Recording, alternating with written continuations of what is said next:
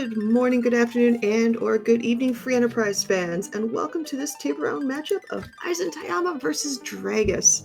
I'm one of your co-hosts or co-commentators, Oscar424, and we are also joined by the lovely dulcet tones of Rex Raoul. Rex, how you doing today? Feeling especially dulcet tonight. We've got an exciting race of the tables flags, EizanTayama versus Dragus. Both of these runners went 3-0 in their groups to go straight here, so we haven't seen them in a while. And so it's going to be exciting to see what they've been able to do in the practice of these new flags for all this time. Yeah, it's honestly been really nice to see a lot of runners in general that we haven't seen in a while just suddenly coming up and taking on this new flag set with these table flags. And what we've seen already is these table flags are deceptively difficult. Yeah, there's a couple of flags that are a real big difference from what we saw in the group flags. The first one, I think, is the one that's probably the flashiest, and that's permajoin. So that means whenever you've got the option to take a character, you better really want that character if you let them join your party, because you're not going to be able to let them go at a later point. Agreed, but on the other side though, if you're not sure if you want them, you can pass on them initially and get them later, I believe, in Mysidia. That being said, the very first character you start off with in the game, whether you like them or not, they're stuck with you. And in this case, I'm looking at that DKC going, we've got a vanilla agility anchor.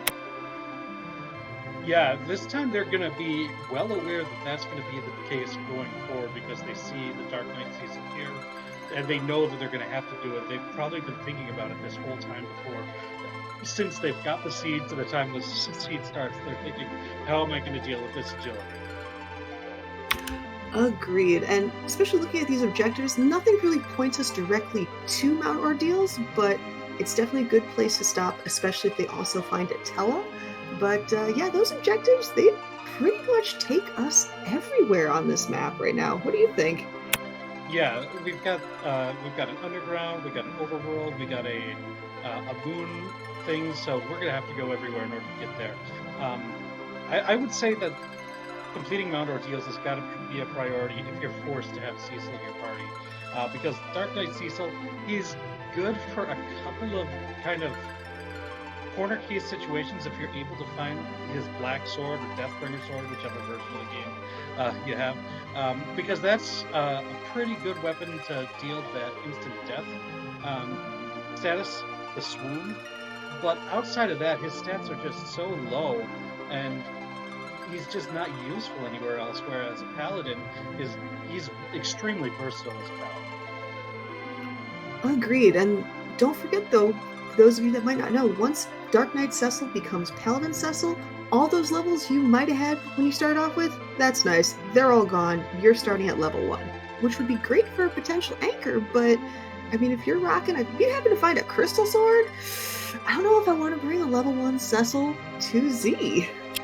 Well, and objective number one, which is on all of ours, the Forge, the Legend Sword with Adamant, does yield an Excalibur, which is a perfectly sealed, like, it's one of the best weapons in the game.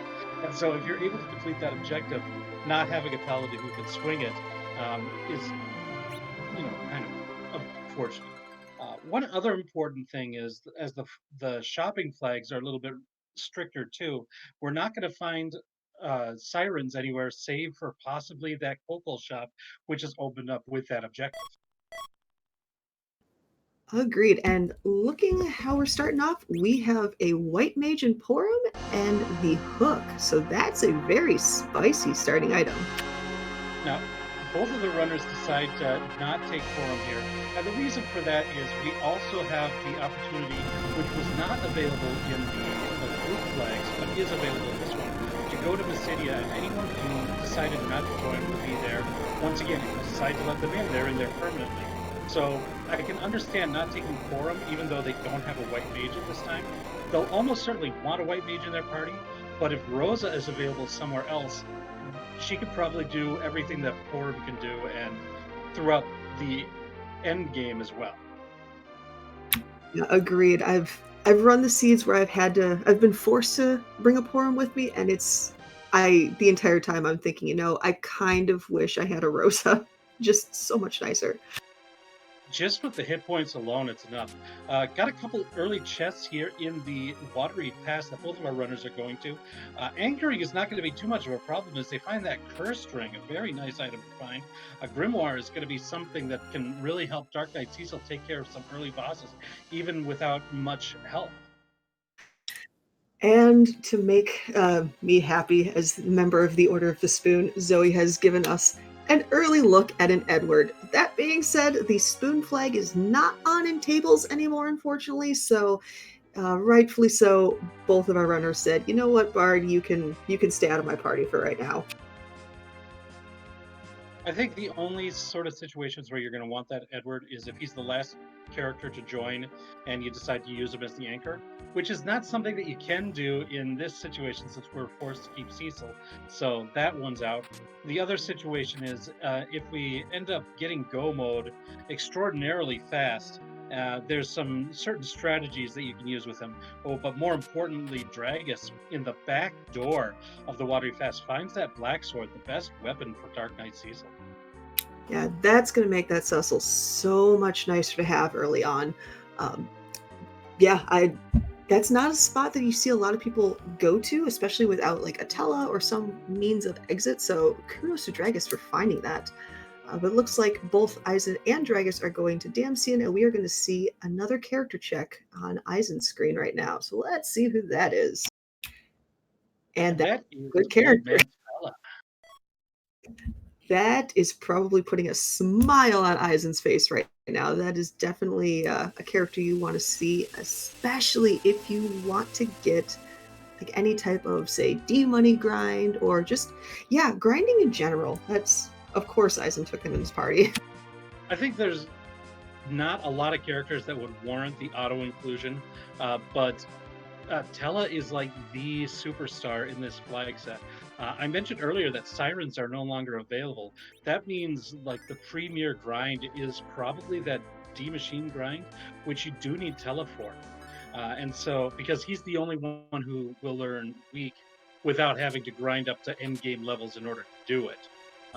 With the lack of Fusia in these flags, all you have to do is complete Mount Ordeals, which our runners were already incentivized to do with the Dark Knight Cecil start. Agreed. And yeah, just having those two in their party, that definitely expedited their trip to Ordeals a little bit on their schedules. But looking at Eisen's screen, he actually went right into the Eblin Caves just to see what they can get there. And finding some Cure 3s in that item shop, that's not a bad find to have, especially when you don't necessarily have a white mage yet, but I'm pretty sure they were looking for maybe like Bacchus wines or something else that may or may not be gated. And we see, I think this is mostly a information gathering mission for Eisen here. We'll probably wants to know who that character is, wants to know who the second boss of the hook route is, wants to know what's available in the shops. We'll see if he decides to go ahead and loot this place after checking the character. But I think that's basically what we're looking at right now. And looking at Dragus' screen, he decided to check out the hostage. And sure enough, you have one Cecil, but have you wanted a second Cecil, which isn't necessarily a bad thing, because you can have one Cecil be your agility anchor and then have that second Cecil with all of the amazing gear and just wallop on people. So, not a bad find. Looks like the boss is either going to be Rubicant or Elements. That would be a vanilla Rubicant, if that happens to be it. The character is Yang, easily the best character in the game. Don't at me. And then, but it's always hard to see. I think Eisen might have taken Yang? I did not. They did not. And honestly, don't worry about the Yang comment. I'm Team Edward all the way, and the number of glares I get from people, or just confused looks, it happens.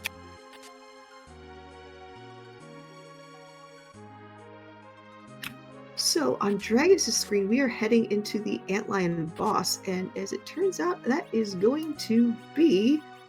Ooh, we have a Sparkle, and we have an Ogo Pogo. Out of all the places to find Ogo, there are so many worse places I'd rather not see it, so I'm kind of happy to see an Ogo right there. Yeah, and with that black sword that Dragus had, it shouldn't be too long before Ogopogo goes down. Tella also switched over to a power staff, which even, I mean, he can't do a ton of damage, but this spot doesn't have a ton of HP, so there you go. So this should go down pretty quickly. Plus, very worst case scenario, Tella I believe does start off with Cure too. So Yeah, he does. they're in good spots. And sure enough, Ogo is down, and we'll get to see our key item check there. And there is the white mage Rosa over on EizanTayama screen in Mysidia, along with another Palom. So white mages galore. We'll see if Rosa joins the team here. I wouldn't be surprised if she does. Okay. Yeah, no, go on. Oh, it's going to be Wonder Woman Rosa, and looks like I was mistaken. He did not choose to have Yang on his team yet. Yes, give it time. I think we've seen a Fire Claw maybe, and not much else. I might be wrong on that one, but it looks like the Antlion Cave did not produce a key item, but it did give, I believe, a Zeus Rage, which it's an item. Yay! It's something that could help, like up on this Mount Ordeals where Eisen's going, or if you decide to do the pool defense. Looks like a character on Mount Ordeals where Eisen is going to be clean. A pretty useful character, but shares a lot of equipment with Cecil. Kind of depends on what they get in their party, and Eisen's definitely thinking about it. Yeah, with 3 characters at that point, you're trying to make the decision. All right, how do I want to build my character? And Eisen took Kane, so instead of betraying the betrayer, brought him along. So it looks like we are definitely going to be getting, once we get to Z, some Zerk strats going. So I'm curious to see how that 5th character is going to really make this party look like at the end. It's really going to be interesting to see what the equipment situation is going to be like. This having both Kane and Cecil to outfit is either going to be very expensive or require a lot of chest opening in order to get enough stuff for them to get a reasonable damage at the end of the game. And so we haven't seen much yet, but we do have that Wind Spear, which is a nice little boost for the overall. Yeah, agreed. And what actually is fascinating me is the fact that Eisen already has 4 characters, and with Permajoin on, what you've been seeing is a lot of runners only sticking with maybe 3 or even 2 characters for a while, just so they can see as many checks as possible before they start fleshing out their team. So Eisen definitely has an idea in mind as to what they want to do, what he wants to do moving forward. So yeah, I'm curious to see how that's going to affect, or how it's going to speed up his process and fights as he goes along. I think that's going to be one of the most interesting things to watch these in these table flags, these table runners, is going to be when they decide to actually commit to a team. And it looks like through the practice, Eisen has determined that this is what I want to have on my team. So I'm not going to worry about having to go back to Mysidia later to pick and choose. I'm going to have more characters available to me to earn these experience points in the overworld bosses and everything like that. Whereas Dragus so far has already completed a boss, albeit a really low level one, and still has just the 2 characters in his team. So it's a very interesting to see the 2 runners tackle that problem really differently. And I've heard different thoughts about, do you want to really focus on the early game with this flag set, or do you want to try to bide your time and hopefully get better characters and play your late game? And it's a really tough tell, because for all Eisen knows, there could be a stack of Paloms or like an edge or 2 that would be fantastic that they might find too late, because like I said, once they're in their party, or they're in your party, you're stuck with them whether you like it or not. So if they had taken that Porum at the very beginning, Eisen's party would be completely full, and no other character would be able to join, even if you wanted them. So it's an interesting dynamic, that Permajoin. Well, Dragus is now going to be introduced to Rosa here in Mysidia, as well as another forum. Unlikely to take Forum at this point, but we'll see. I imagine Dragus like most runners, does like to have Rosa in their team. We'll see. Notiforum, and I think that was a yes to Rosa, but it was very fast. I believe it was. I believe it was a yes, which I definitely don't blame him in that regard. Anytime I see Rosa, a sigh of relief comes across. And yep, Rosa is in the party.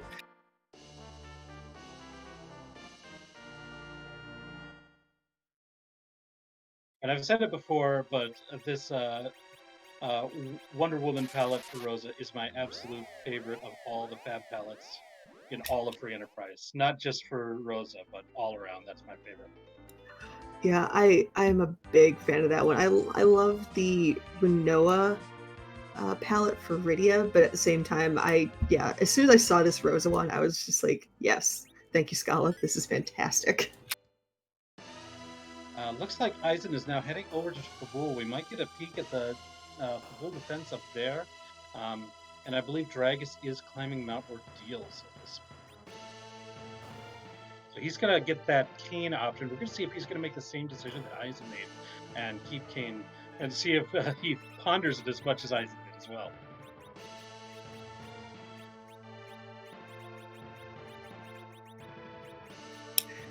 And survey says...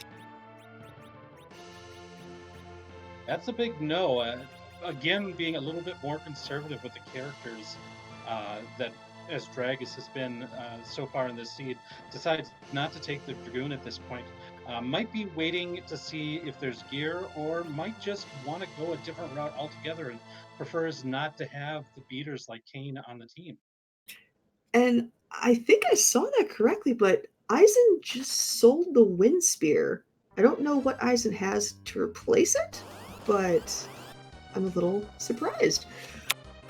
But let's see here. On the first part of the bridge for Mount Ordeals, we have a Punch Mage in the form of Karate Man, and then we have some guards in Kabul. So got two different bosses, and let's see how they go for them. Ooh, using that Grimoire to try to take out the guards in one stroke, and that Leviathan is going to do the job. Very effective way to get through that fight very quickly. Meanwhile, this team is not very strong for Dragus. That Black Sword should do enough to finish the job, but we're going to see Rosa take the Power Staff and whack the Punch Mage with that as well. So. And if you didn't have another reason to go to Ordeals, we have a Crystal Gauntlet from Fabul Defense. So signs are pointing to go to Ordeals, Eisen. You might want to... There's some good benefit there. It looks like Eisen may have sold a Wind Spear, but it looks like Kane had another one equipped. So it looks like that's why there was Gotcha. a thing out there. Ooh, but getting that Dwarf deck is pretty nice. Yeah, and there was a Thunderclaw, the best claw from Eisen that he found in Fabul. So that is an interesting pickup that Yang might be benefiting from if Eisen decides to go that route. I imagine with the Baron Inn check and the Dwarf Castle check, I don't think anyone's going to commit to their fifth character until they see at least those two characters, maybe until the moon. But you know, if Eisen knows what he wants in his team and that's the character that's there, or Yang or whatever, maybe that'll happen.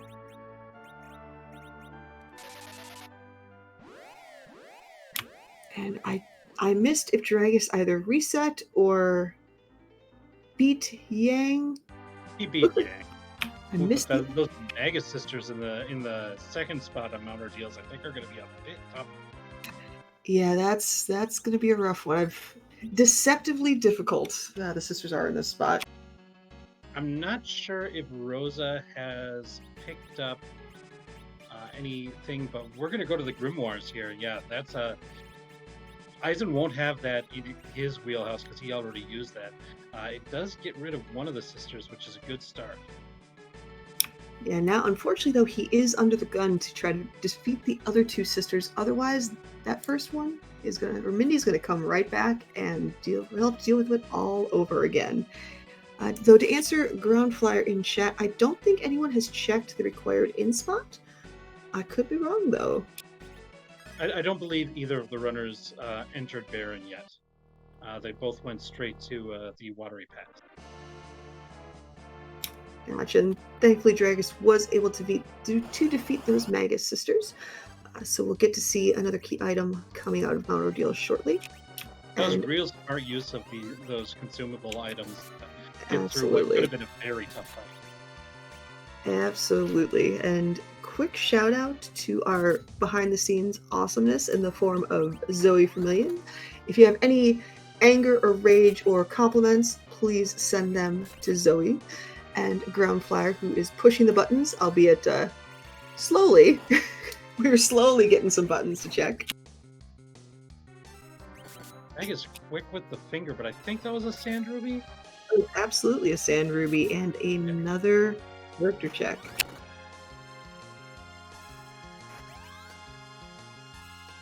Oh, and the CPU here. This is a place that I think runners are be happy to find CPU because it is an annoying fight. It's not usually a very dangerous fight, but it's annoying because you've got to attack the big one. You can't use your traditional AoE a lot of the time. I'm not gonna lie, kudos to Dragus for using that kamikaze on the CPU right there. That was slick. But yeah, CPU at any spot, it's a relatively straightforward fight. It just takes so long to beat, especially in a spot with high HP. So getting that 600 points of damage when he wouldn't normally be able to get that much damage on a single attack, that was very smart on Dragus's play. This was, I think, handled all of these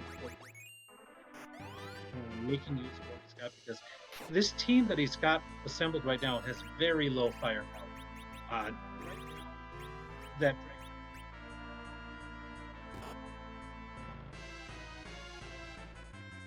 by Tella having access to the level 3 elementals.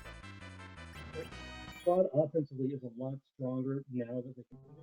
If they're able to find any good weapons for Cecil, they'll be really good. But getting to this point, I think, would be, especially having not taken that cane with power that EizanTayama has. Could not have even said it better myself. Now, Eizan does not still have so how probably has that. I don't know.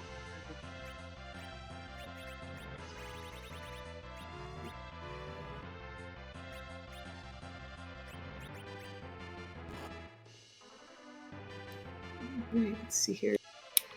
Looks like Dragus is checking that sand ruby spot, and it looked like, I think it looked like another, either a Sid or a cane. I couldn't really tell. The blanket was tucked a little too high for me to see.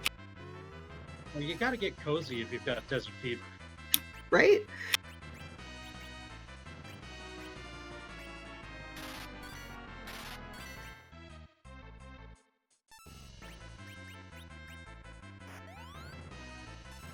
So let's see.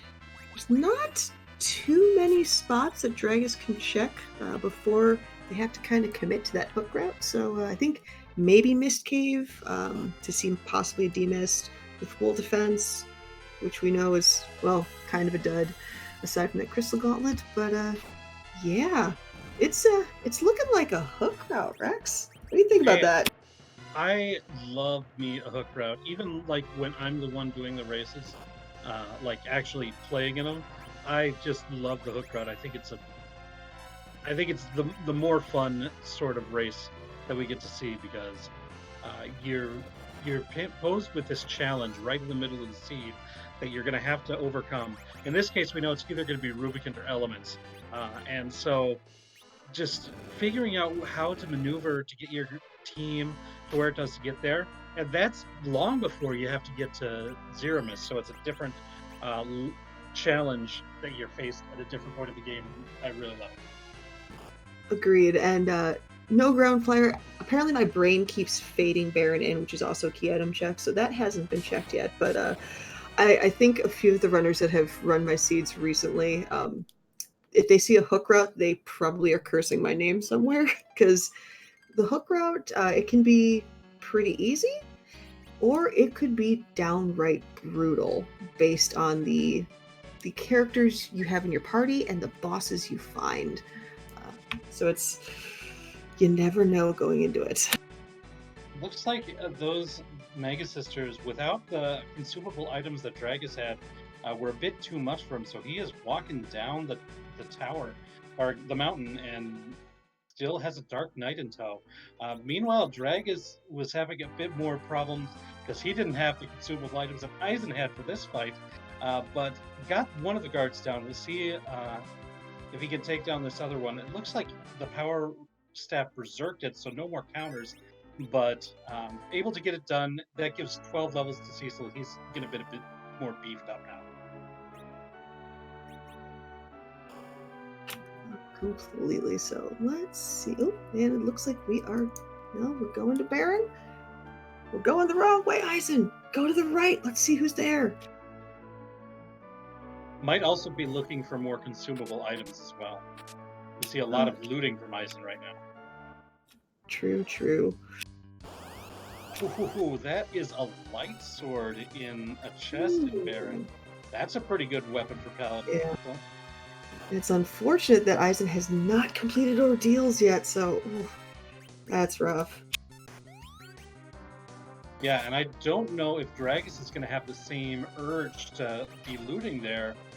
He probably will because he's got both. Or no, he didn't take Kane, so he only has that Cecil to outfit. So we'll see if he decides to prioritize looting when he goes.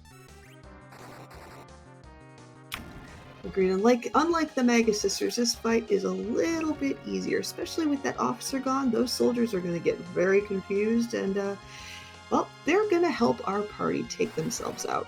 So we'll get through this fight pretty quickly, and then we get to see that second boss, which is a bit tougher with a lot more HP. Ooh, Baigan is not going to be friendly. That was definitely a softball right into some very mean curve, or very mean curveball right there. Oh, I call Baigan the high heat. That is a tough one, I think. Ooh. Yeah, it's not only do you have to deal with the arm, the main body, but you have to deal with the arm attacks, and you can take out the arms, but then you have to, well, finish Baigan really quickly or the arms come back. Or if you defeat the Baigan body, those arms are eventually going to explode. And on this spot, that is no bueno. Yeah, Eizan is now in between a rock and a hard place with those Magus Sisters doing a number on him on Mount Ordeals, and Baigan just going to be a very difficult boss to try to overcome here. We're going to see if he can get into some recovery by restoring Rosa. Meanwhile, Dragus is done now everything that Eizan has and also completed Mount Ordeals, so I would say Dragus is in the lead at this point. Yeah, I would definitely agree, and I'm curious to see how much that light sword is going to really, really, really speed things up, especially with that potential, that blink Zerk action that Ground Players mentioned. Oof, that's going to be cool. One other thing to note that could have been an issue would be that there's fewer targets for Dragus. With that fourth character, the punches from Baigan are going to be spread out a little bit more. So they're going to be a little bit more focused for Dragus, and that's going to be a little bit more difficult. However, that back row Cecil, probably with that crystal gauntlet that you mentioned before, is going to be pretty good. It looks like Eizan might have been able to get through this fight, though. There's the explode, and that was well done. That was very close, but well played by EizanTayama. Agreed. That was a fantastic fight. And I mean, since you're in the area, here's a Baron key to go get some gated shops and some more checks for characters and key items. But really, is this even randomized? Just out of curiosity. Yeah, a little bit of a vanilla key flavor for you there. that second Dark Knight Cecil, not something that Eizen's interested in. Didn't really get any like good items to help with that Magus Sister fight. We'll see if he decides to go the Baron Key route. Looks like he's going to at least check the shop. We'll see if he decides to go through the sewers as well. Oh, but he does find something that's going to be very good against the Magus Sisters, and the Mute Dagger. I'm pretty sure Eisen is very happy to see that right now. Especially, yeah, that Kane is going to be making work of those sisters. Yeah, Kane with that Mute Dagger should be able to do quite a bit of damage. The Mute Dagger hits for 4 times damage against mage-type enemies, of which the Magus Sisters are considered to be mages. I mean, that's why they're called Magus, I guess. Now, if you had that party with the Magus sisters, and you obviously put the Mute Dagger on Kane, would you be better off just straight attacking, or would you be better off using the jump command with that Mute Dagger? If you can one-shot Cindy by just attacking, I think that's going to be the best. I'm not quite sure exactly how much damage it's going to do, but that, and I know it's not a great answer, but I think that's what it is. Hey, I legitimately wasn't sure what would be the better option, so that works for me. Cindy is going to be the one who deals the most damage. Cindy can one-shot characters, as we saw in the previous fights with the Delta attack level 2 magic. So getting her down right away is going to be a priority, I think. You might have to jump on the middle sister. Oh, excuse me, Mindy is the one I'm talking about who does that. And so if you can fight and take her out in one hit, that's great. Cindy in the middle, the one who revives the others, has the most HP of them, so you might still have to jump to do more damage there. And then just taking out Sandy when you can. At least that's what I usually think when I'm going up against the Mega Sisters with just one person with a anti-mage. Yeah, that totally makes sense. And at first, I was kind of surprised that Eisen didn't immediately go back to Ordeals and take out the Magus sisters. But I mean, the fact that we got the Baron key in Baron, he's here already. Let's just liberate the castle, take on this dark elf, and then see who is masquerading as the king of Baron. This also allows for a loot of Baron, which is a lot more chests. And if Eisen is still looking for more equipment and consumable items, this is not a bad place to do that as well. Definitely can't fault him for that logic.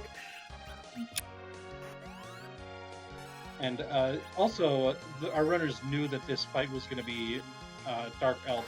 We didn't mention it at the top of the broadcast, but they saw it at the very beginning. You do get a peek of what boss it is. So knowing that that's not the sort of boss that you really need a ton of levels or a ton of damage, as long as you can get past the first half, the second half is usually a pretty easy fight. That makes sense. And plus, since they know that either Ruby or the elements are waiting for them on the hook route, because we haven't found that magma key yet, yeah, taking as many fights, getting up your party, getting your party set up in general, is definitely probably on top of both of their minds right now. Yeah, it's important to remember that that boss, that where we're going to fight that Elements or Rubicante spot, the Vanilla Rubicante spot, is pretty, like, it's a second half of the game boss at least. Closer to the end, I think, because that's the second time you're going into the Underworld is through that boss in the vanilla game. And so we're going to be going there, if this ends up being a hook route, at a much lower level than intended. And so you're right, any little bits of experience that you can get before then can really help out. And Eisen is doing some looting here. And as pointed out in chat, that light stored on Dragus's end is fantastic in terms of the huge DPS advantage. And it looks like Lay is on the Baron throne, which means the top of the end of the hook route is in fact Elements. What are your thoughts on that? I actually think that's probably a bit of a relief. I think Rubicant is a more scary boss in general than Elements. Now, in this particular instance, maybe not. They don't really have a great black mage to do the elemental damage. If you wanted to do like um, reflecting magic against the Mylon Z form of the elements to try to get it done as quickly as possible, you'd really want to have Hallam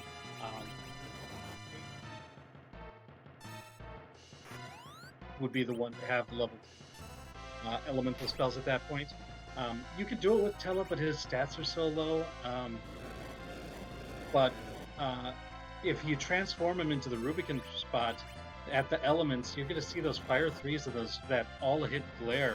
That is a scary attack that could happen if the runners aren't careful. But speaking of that Palom, lo and behold, we have found our Quack Kid in Baron. And I believe Dragus definitely took a hold of that Palom. Yeah, knowing that they have to face the elements now at the Rubicon spot, I think getting a Black Mage is a very smart move to do here.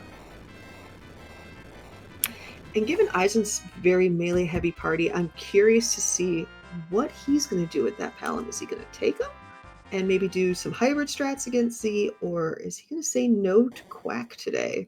Yeah, that is a really interesting choice because he doesn't have the flexibility that Dragus has with his characters at this point.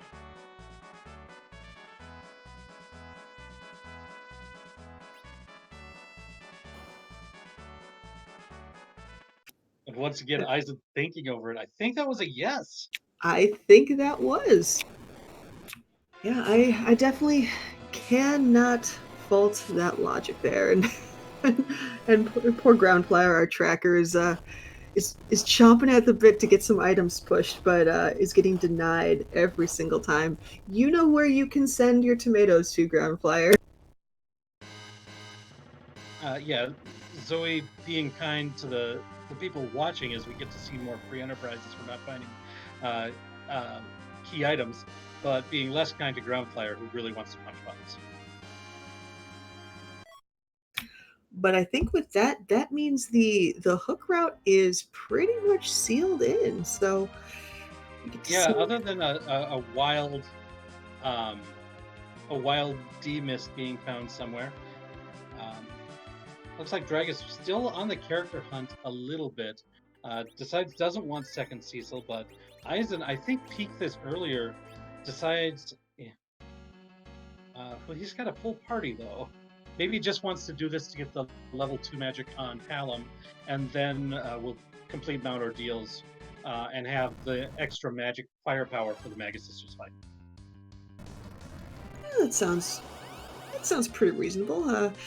Oh yeah, our restreamer Zoe has mentioned there could be a D-Mist at Magus Sisters, which would be hilarious. That's not really a check you see unless you have that Earth Crystal or you are looking for D-Mist. So that would be the spiciest of spice, and I live for that.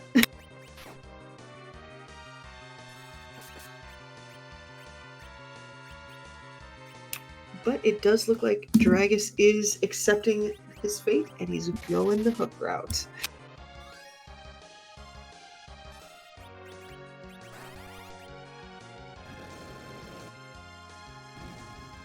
Yeah, the fact that Dragus has had that lightsaber has been instrumental in getting through everything so much faster through the Baron and Inn and Castle routing, and so now is ready to get up into this hook route.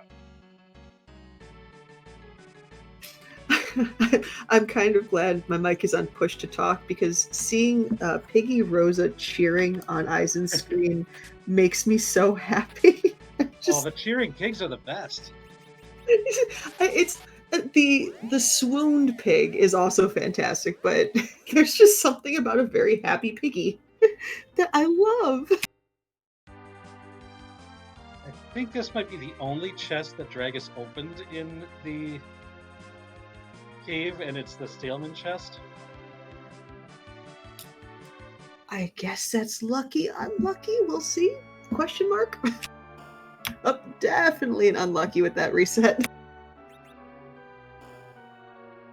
Yeah, those Stalemen could possibly yield a very high item. The trapped chests have a pretty good chance for a top tier piece of equipment to drop, but they don't give great experience. This fight, however, the Mad Ogres, uh, well known for giving great experience. It is kind of dangerous, especially since we don't have the hourglasses that would normally be used to make them completely harmless and stopped. Yeah, the silk webs will definitely help, and if Dragon is able to pull off some life glitches here, that's just even more XP and could really, really benefit that clearly low-level team right now. So we'll see how he plays this very carefully.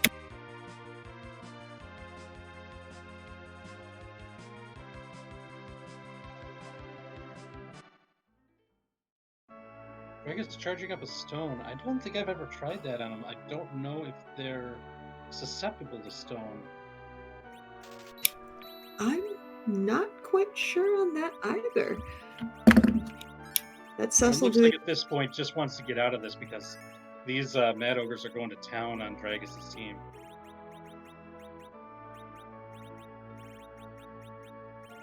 Yeah, agreed. And yeah, that's just, those hits are just brutal. The fact, especially since he can't stop them. Yeah, that is a no-go. And there's the reset. So the last chest in the Cave Eblin and the first chest in Upper Tower are both trapped. Like 2 in a row. Oh, but he's going after those ogres again. He wants to beat this fight. Yeah, I can't blame him, but that is it. There comes a point when you go for it and then you realize you're wasting too much time trying to go for it. And I haven't figured out that line yet personally, but I'm sure that might be something in the back of Dragus' mind of how many times do I want to attempt this before my opponent probably either didn't or beat this faster than me. I think it's tough. I think when going to the... Oh, there's the stone. It does work on him and takes out all of them at once. Well played by Dragus. I was today years old when I learned that.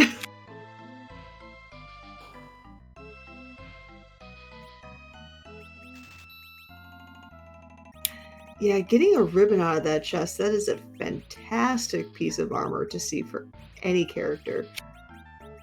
One thing that I think Dragus didn't have that Eizan will have if he decides to do that is Eizan bought that mute dagger, and I don't believe Dragus did. They both went into the shop and both picked up an ice ice blade. What's it called? I can't even remember the name of the sword. Ice brand. That's the one. They both picked that up, but only Eizan picked up the mute dagger. Mute dagger also does 4 times damage against those Mad Ogres. They are mages for whatever reason. That will never cease to amuse me. Because when I mages, I clearly think of ogres. Like, I mean, we're talking Haggard level ogres, so... Well, there is precedence. In Final Fantasy I, the wizard ogres were there, so... That's true. And there's always, how many dragons in Final Fantasy IV are not, in fact, dragons? Well, yeah, so that's true, too. You can see the king... Oh, go on. Octomam here. It could be tough. I think having Cecil's going to help. But man, that is a lot of damage done real quick there. And the reset already for Dragus. Might want to set up agility and battle speed a little bit differently here. Well, with that curse string, that will definitely help that. But yeah, when you think of this spot, I believe this is the King Queen Eblin spot, you don't normally think of how punchy this spot actually can get. Yeah, one of the weird things about Final Fantasy IV design is the bosses that have no physical attacks in their script at all tend to occupy spots where their stats for their strength are off the chart. And this is one of the early ones. That King Queen Eblin uses very weak fire magic on you, but man, they can hit really hard. They just don't in the game. Other places like that are the Vanilla Wyvern spot, the Vanilla Bahamut spot, and the Vanilla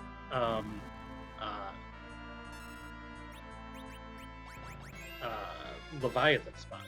Those are known as really nasty spots for punching with bosses that don't punch.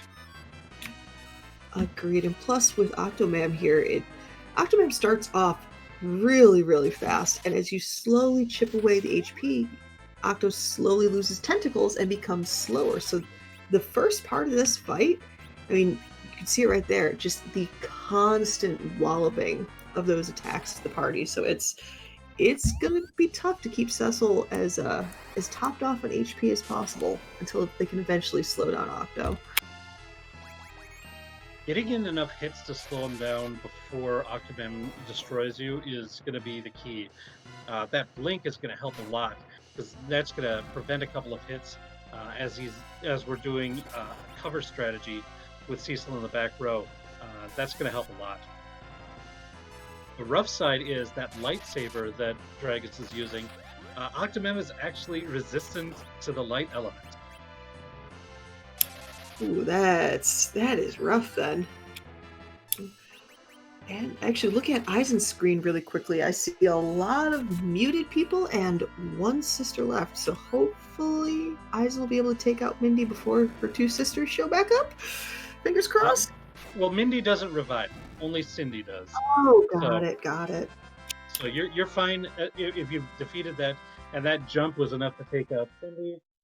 EizanTayama has cleared the Magus Sisters well played there. Just a CPU away from completing the Ordeals. Yeah, that Kane was really tired of that fight. I don't blame him at all.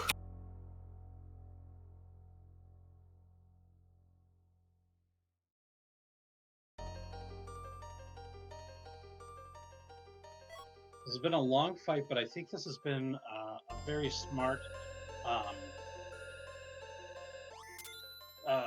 like management of this fight overall. To get to the point where now we're down to just 3 tentacles. Octomam much slower at this point. The curing is able to be done. Cecil is still protecting everybody with that cover, and we're even getting an extra damage with Lit 2. So yeah, there goes Octomam. We're done. Well played by Dragus. Again, it's making use, knowing what you've got available to you and making use of that in order to win the fight. And that's just shown right there by Dragus. That was a very, very impressive display of skill on Dragus's end, and I definitely don't blame him for going back to save. Some people, depending on who is in that Ruby spot, would just YOLO it. With a fight like Octo that they just finished, I don't blame him for going back and saving at all. Yeah, you don't want to take a chance because even though like Dragus had the strategy down with what to do in order to beat it, it was still a long fight, and you don't want to have to go through that again. Now, we do have the level 2 elemental spells. We'll see if reflecting that is the strategy for this fight, or if we're going to go somewhere else. It looks like we're just going to wallop with Cecil, so that's another way to go too. And the slow will definitely help, but yeah, that power overwhelming, it hopefully shouldn't be too much of an issue. Yeah, the thing is, with the elements, for those that don't know, you have essentially Mylon Z into Rubicante to Cagazzo to Valvalis, and once you defeat one, you move on to the next one and you never see the other one again. So, but they all have their own inherent strengths and weaknesses, and arguably of the 4 elements, Ruby is the one you like the least. Yeah. And plus that Ice 3 was, I think, maybe an early timed Ice 3 on the elements, because the next form, Ruby, is weak to ice. Yeah, just got a little early and did the healing instead, so now probably going to see the full brunt of the Rubicon form. The Fire 2, not so bad. It's the Fire 3 and the Glares, which are going to be the scary parts. And sure enough, there was that Fire 3, and all that was left was the Paladin Cecil. So we'll see if Dragus does the same strategy or might change it up a little bit. I think what Dragus was trying to do, or probably thought that Fire 2 was going to be enough to trip the elements into the Rubicon spot, and it already had that Ice 3 queued up. And, you know, that if that would have worked, it probably would have been a really fast way to get through that fight. Now that the timing is going to be a little bit different, we'll see if that's still going to be the way to go here. And as our restreamer Zoe Vermillion is talking about in chat, there is a way that you can effectively lock the elements in the Mylon Z spot, and that's by reflecting fire right onto elements, because reflecting spells it's a weird kind of setup where it doesn't acknowledge that you've directly attacked Mylon, so it doesn't switch to Ruby. I'm a little too lowbrow to fully explain it like most runners would, but it's a nice little trick you can use to not have to deal with Ruby ever. I think it's the way that the developers decided that they would stop a reflected spell from reflecting off another reflect and back and forth forever. They just made it so that anything that reflects doesn't trigger any counterattacks, of which almost everything that happens as a trigger in the game works as a counterattack. And so you avoid that. And that's the phase changes for elements and the phase change for Threemus, even when getting down to it. But also things like the counterattacks from like the Behemoths or Ashura, things like that. All of those can be avoided with reflecting magic. And restreamer Professor Zoe also mentioned that in the Super Nintendo version, reflected damage is not considered direct damage, which avoids counter scripts. And in the case of the elements, the counter script to direct damage is switch to a different element. So by not doing that, kind of warlock their way by keeping Mylon Z right where Mylon Z is. That's kind of half of the story with the elements fight, because after the Rubicon, there's actually like kind of two things. It switches to the Keinazo element, yes, but there's also an HP refill, at least in the vanilla game at that point as well. But what really matters is getting through this. And as you mentioned before, the Rubicon spot is the scariest part of them all. If you get past that and you deal with Keinazo and Valvalus, they're a lot easier to manage than Rubicon. That's the scary one of the four. And it looked like Dragus was trying to just outright destroy the elements right there, and unfortunately was unable to, so he does have to see Ruby once more. I believe he's got an Ice 2 queued up with Palom, who's used Bluff, so that can help. And you see how fast that second transition happened? The extra damage that put the trigger to transform into Rubicant made it so that there was fewer HP needed to trigger the transformation to the next step. So even though it didn't outright kill him at that point, it still was enough to make that Rubicant spot a lot less dangerous. And so that was, I don't know if that was intended by Dragus, but it worked out in any case. Yeah, that was very scary there for a second with very low HP on both people, but unfortunately Val had other ideas. It was more so that the cute wave from Kanatsu, so the turtle post-mortem decided to give one last sneaky attack, and unfortunately it was the one that did Dragus in. Yeah, that was quite unfortunate right there. Looks like we're going to switch it up and have Cecil turn into the anchor for this with both a Dwarf Axe and a Curse Ring. That's going to be low agility. That is going to make this fight probably a little bit easier to manage. Hopefully we'll see how that plays off, especially better agility anchoring, slow on elements. Hopefully Dragus can breathe a little bit better once he gets everything set up. Well, this is definitely giving Eizan some time to catch up here, as he's up to the Mat Ogre's fight and has decided to use a different strategy to try to take him out, and that is the size spell, which reduces them to have basically no defense and no offense. And so this is going to give the opportunity to get a little bit more experience on this fight than Dragus did by abusing the life punch. Agreed. And yeah, you can just see how much big of a difference that size spell is making this Mad Ogre fight. It went from a relatively scary fight to, oh, this is easy. This is no big deal.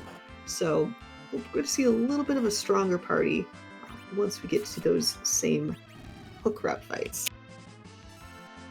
And now the Rubicant form appears on Dragus' screen. Interesting play here. That Cursed Ring, I believe he's got a set piece of Dragoon armor somewhere too. So now Cecil absorbs the elements here, and so this scary magic from Rubicant no longer is scary on Cecil for Cecil. That is, I also didn't realize Glare was also a fire spell. So Oh yeah, yeah, Glare is super strong fire. yeah, I wouldn't be surprised then if he just keeps Cecil up for this part of the fight and then starts reviving people shortly thereafter. The unfortunate thing is his strength and everything is reduced by 15 as well. Doesn't really have a source to deal that damage. He's not going to die to Rubicon, but he's not going to beat him either. So we're going to see up that Octomammoth fight very shortly. Where Dragon has been here. This is proving to be a quite difficult fight for Dragon. And this is where we're going to see if having that fifth character in the form of Kane and just taking time to fully flesh out the party is going to make a difference. Because for the most part, their parties are pretty similar. I believe their levels are going to also be very similar. So I'm curious as to how this is going to pan out for Eizan, especially when he gets to the Elements fight.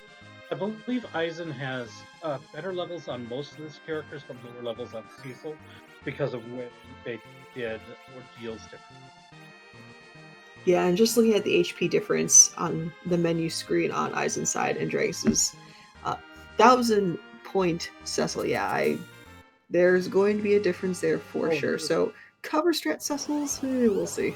Well, also the life glitches on the Mad Ogres, which is pretty significant at this point of the game. Though on a side note, I'm kind of surprised Eizan didn't heal up before this Octo spot. I'm not quite sure why, but yeah, it is what it is.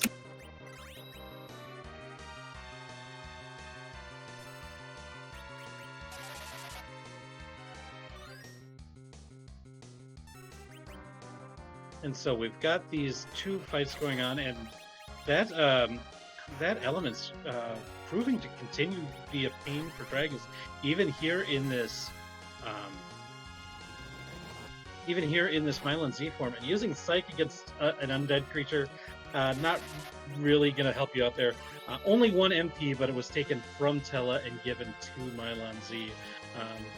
Healing works that way, so does MP Restorative. And you can see how much of a difference having a leveled up Palom is making with those virus spells doing 4 points of damage per shot. But those tentacles are going away so much faster on Eizan's screen than they did on Dragus' screen. Even the difference between 4 and 5 targets for Octomammoth to hit is pretty significant. And here we are, the crucial Rubicon phase.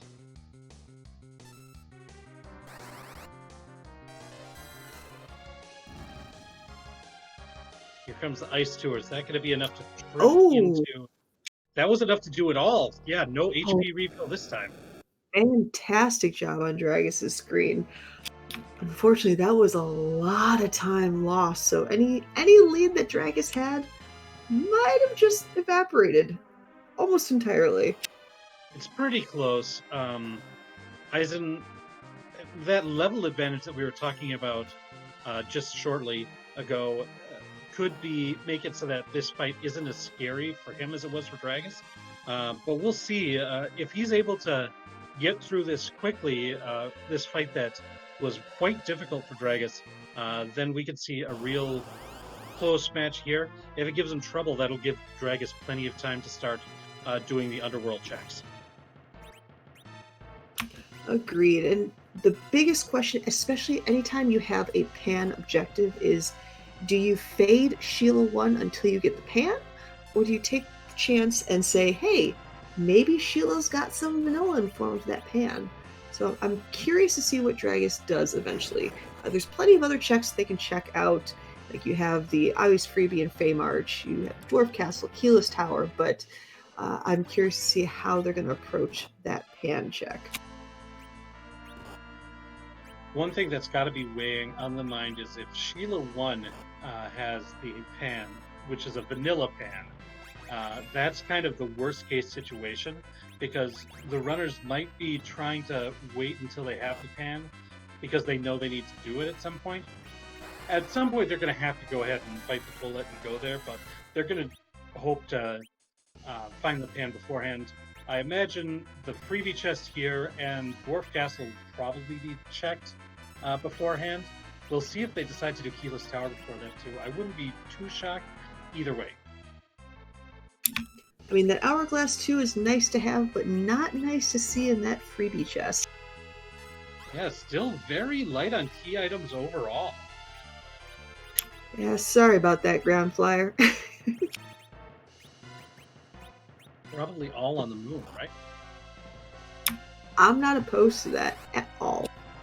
But a quick, actually, point about the table flags, what makes them a little bit different from the group stage is that the warp glitch is no longer active, meaning in the group stage, once you finish Dwarf Castle, you can very easily just use the warp glitch, go to the item check in Sealed Cave, get that key item, and head back. Unfortunately, since the warp glitch is no longer turned on the table flags, if they want the Sealed Cave key item, they have to have the Luca key. Dragus, going into the Fae March, finds the boss Mylon and friends down at the. Wait, did I? Yep, that was Mylon and friends in the King spot, or Leviathan, and then we'll get to find out what the sparkle is in Ashura, and it is. Thanks for the bailout there. I just lost my train of thought completely. No worries. That was Pale Dim there. Probably one of the more doable bosses at that point, but I think getting some more levels at some of these places in the Underworld before going there, probably prudent. And lo and behold, Dragus does exit out of there, so I wouldn't be surprised if they go. Oh, they are going. They're gonna go activate Shield 1. Doing the freebies at this point with all these failed key item checks throughout the place, like the percentage that this hits a key item, no matter what, is pretty high. So I'm not like I said, I wouldn't have been surprised either way. But I probably would have done Dwarf Castle first because you definitely need experience. But I don't hate this play either. Agreed. And at the very least, you can see the first boss of the Dwarf Castle fights. Of course, there's two bosses there. Words are hard today.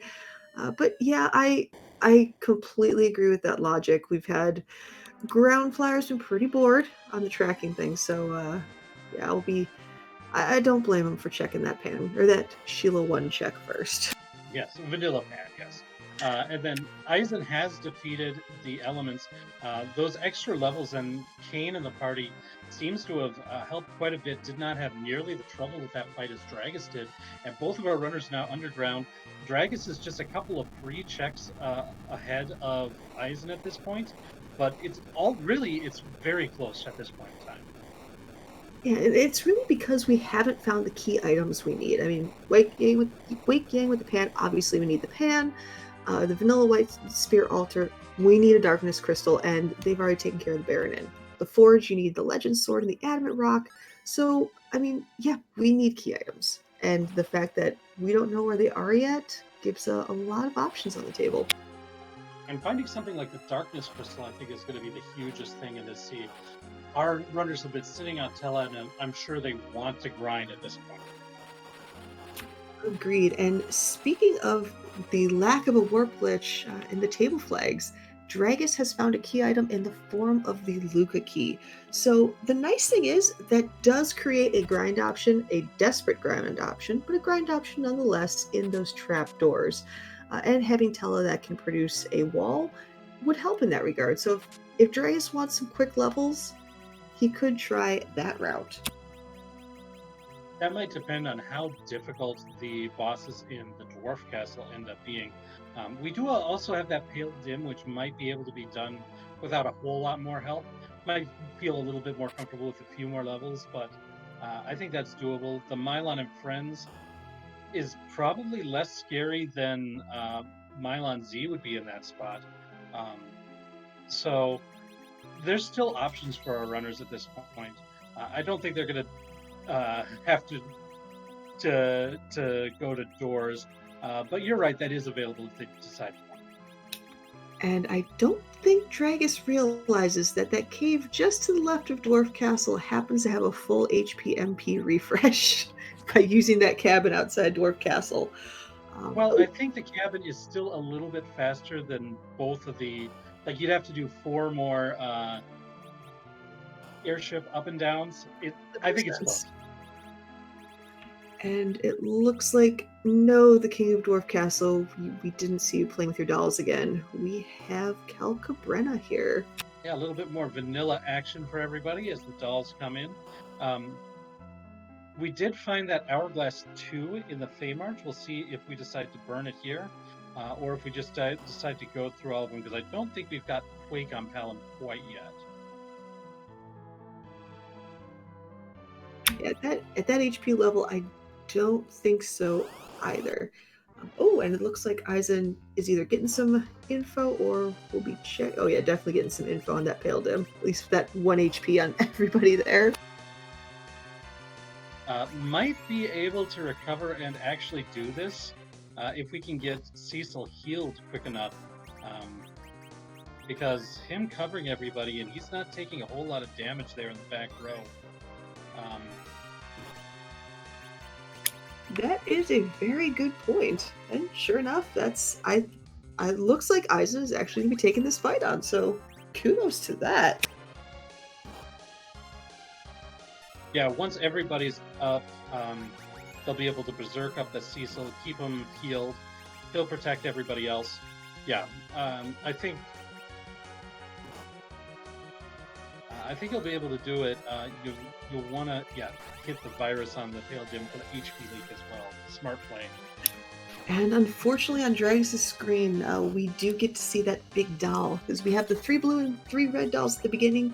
If you defeat all of the same color and you don't defeat the other 3 within a short amount of time, those dolls, even if there's just 1 left, turns into the massive Cal Cabrera, which is not that difficult in this spot, but it just adds more time to the fight.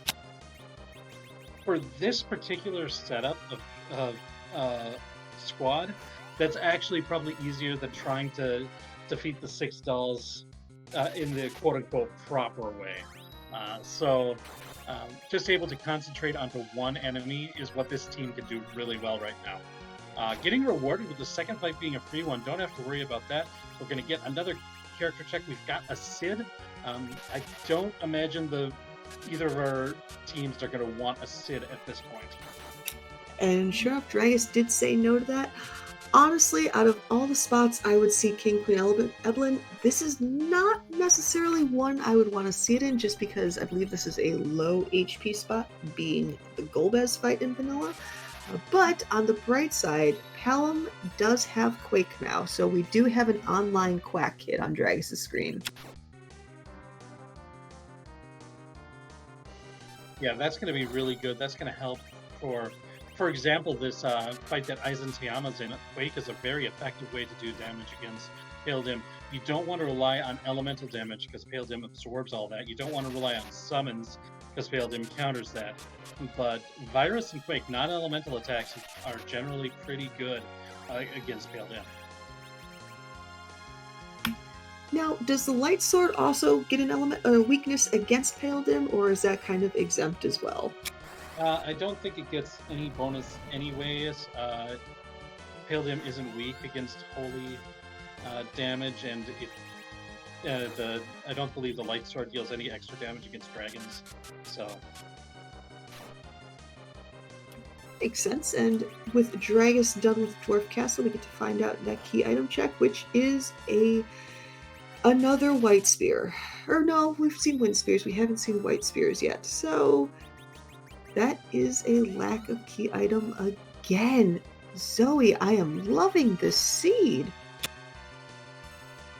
And still no key seed, but that White Spear might be a reason to choose to have the Dragoon be the final member of the party. But still hasn't committed, and we might not see a commitment until like that darkness crystal is found, and we know and Dragus is ready to do a grind. Might be just saving to slingshot. Yeah, I agree, though. Definitely, if Eisen heads to Dwarf Castle, he'll be very happy to see that white spear. Yeah, the white spear will be very useful for any team that has Keen on it. Very strong game. I don't think it's his best weapon, but it's top 3 for sure, I'd say. Yeah, and Dragus looks like he's going for the keyless tower. Of the 2 tower fights, it is the harder of the 2, but there's not many options left unless Dragus wants to take on those Fae March bosses, so I can't blame him for making this check. Well, that might depend. If EizanTayama gets rewarded with something like the Darkness Crystal, that could blow Dragus' lead out of the water.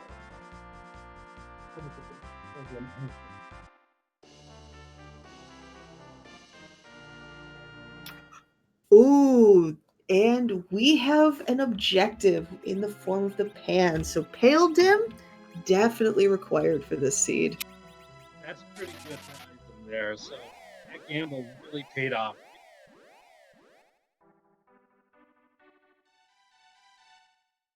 And I don't believe Eisen's been to the Sylph Cave yet, so he's going to do all of the pan route in just one trip through, and that's just more time saved there.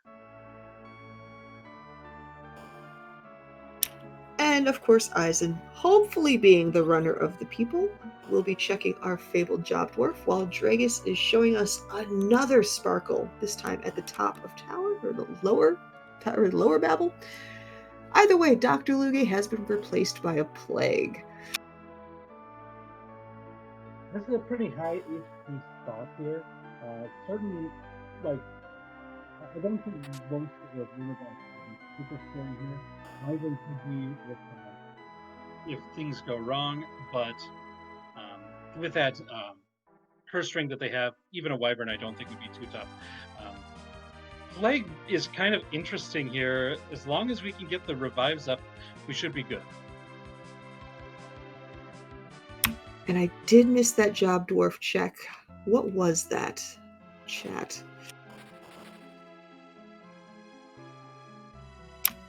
Now, what was that job dwarf? Yeah, I was more concerned that they did do the check rather than what was the check. I think it was like a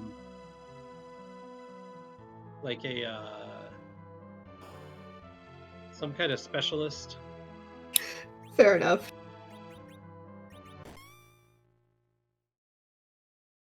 Compensation specialist. I couldn't come up with that word compensation. Gotcha.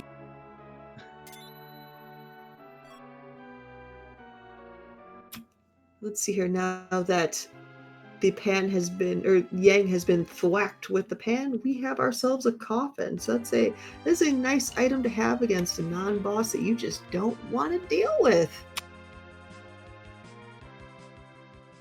And sure enough, Eisen is definitely going to Fabul and getting those 2 freaky items from Sheila.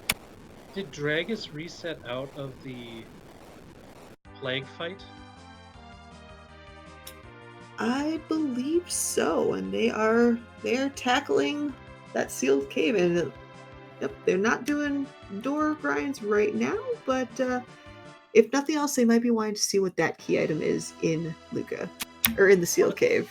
Yeah, I want to see if this is required and what they're facing. Like, this is a very difficult boss at this point. I think that Pale Dim is more doable. Well, like we saw Eisen do it, but I think in general, I think the Pale Dim is a more soft target.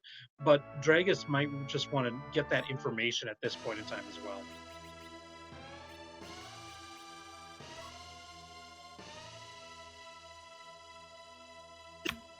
Ooh, we have, obviously the Sheila 1 check was that Luca key, but we have a party rock in the form of that earth crystal, which opens up the full tower of Zot and everybody's favorite game.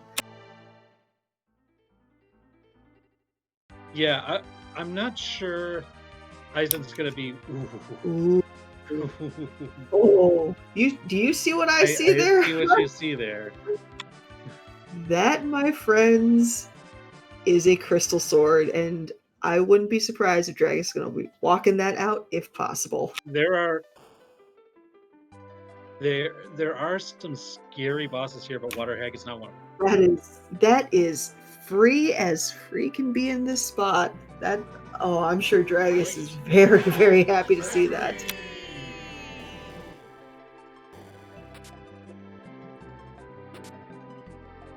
Just 3 hits on the Water Hag, and that's it.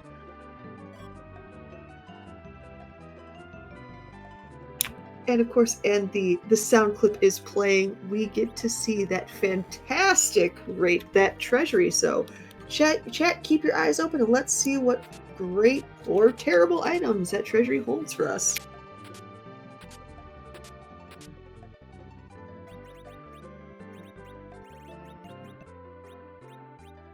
Spring, a Zeus Gauntlet, Assassin Dagger. Pretty good haul. Not great, not terrible. I'm actually... Armor too, yeah. Yeah, I'm kind of surprised Eizan is using that crystal armor. It does prevent any berserk strats on that Cecil. I mean, that could change later on once they have different armor. But for right now, that Cecil's going to be kind of hard to kill. Yeah, if you're using Cecil primarily as a with the cover strategies that we've seen employed a lot in this seed so far, the crystal armor is the way to go. If you want to go maximum output, which I imagine Dragus, especially since finding that that crystal sword is going to be relied on throughout most of the rest of the seed, then I would say not using the crystal armor makes the most sense. Yeah, I definitely understand that logic. So I'm curious if that's going to change if Eizan goes into the sealed cave and finds that crystal sword. This is interesting. Eizan, I wonder if he doesn't think that it was a gamble to take on that pale dim, and so isn't going to the Tower of Zot right away. Instead, going back, he was going to do the Dwarf Castle, it looks like, or at least was thinking about it.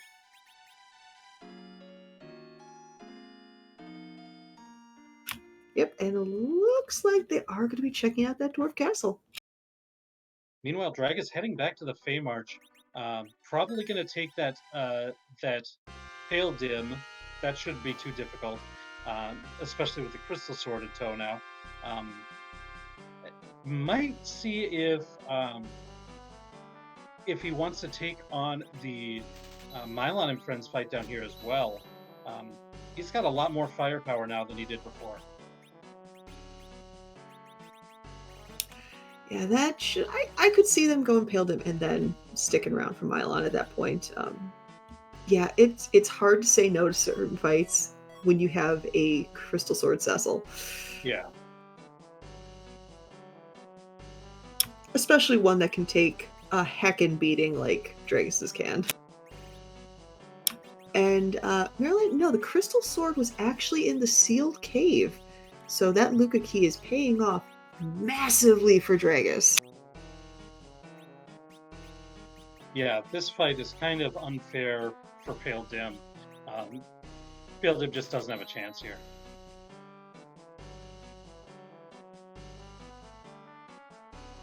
And Zwadabex, not only was there Soma drops for sale in the Dwarf Castle, at the very beginning of the game, I want to say the Antlion, either Antlion Cave or Watery Pass, I think Watery Pass, also had a Soma drop in a chest. So at the very least, Tella will get some MP, potentially, if not Kane, because Kane totally needs that 10 MP too. Looks like Eizan just opted for a little bit of looting and just decided to go to Keyless Tower instead. This is going to be interesting to see, because this plague was something that we saw Dragus reset out of. Eizan might be a little bit more prepared for that than Dragus is right now. We'll see if he fares better, and if so, if he gets rewarded.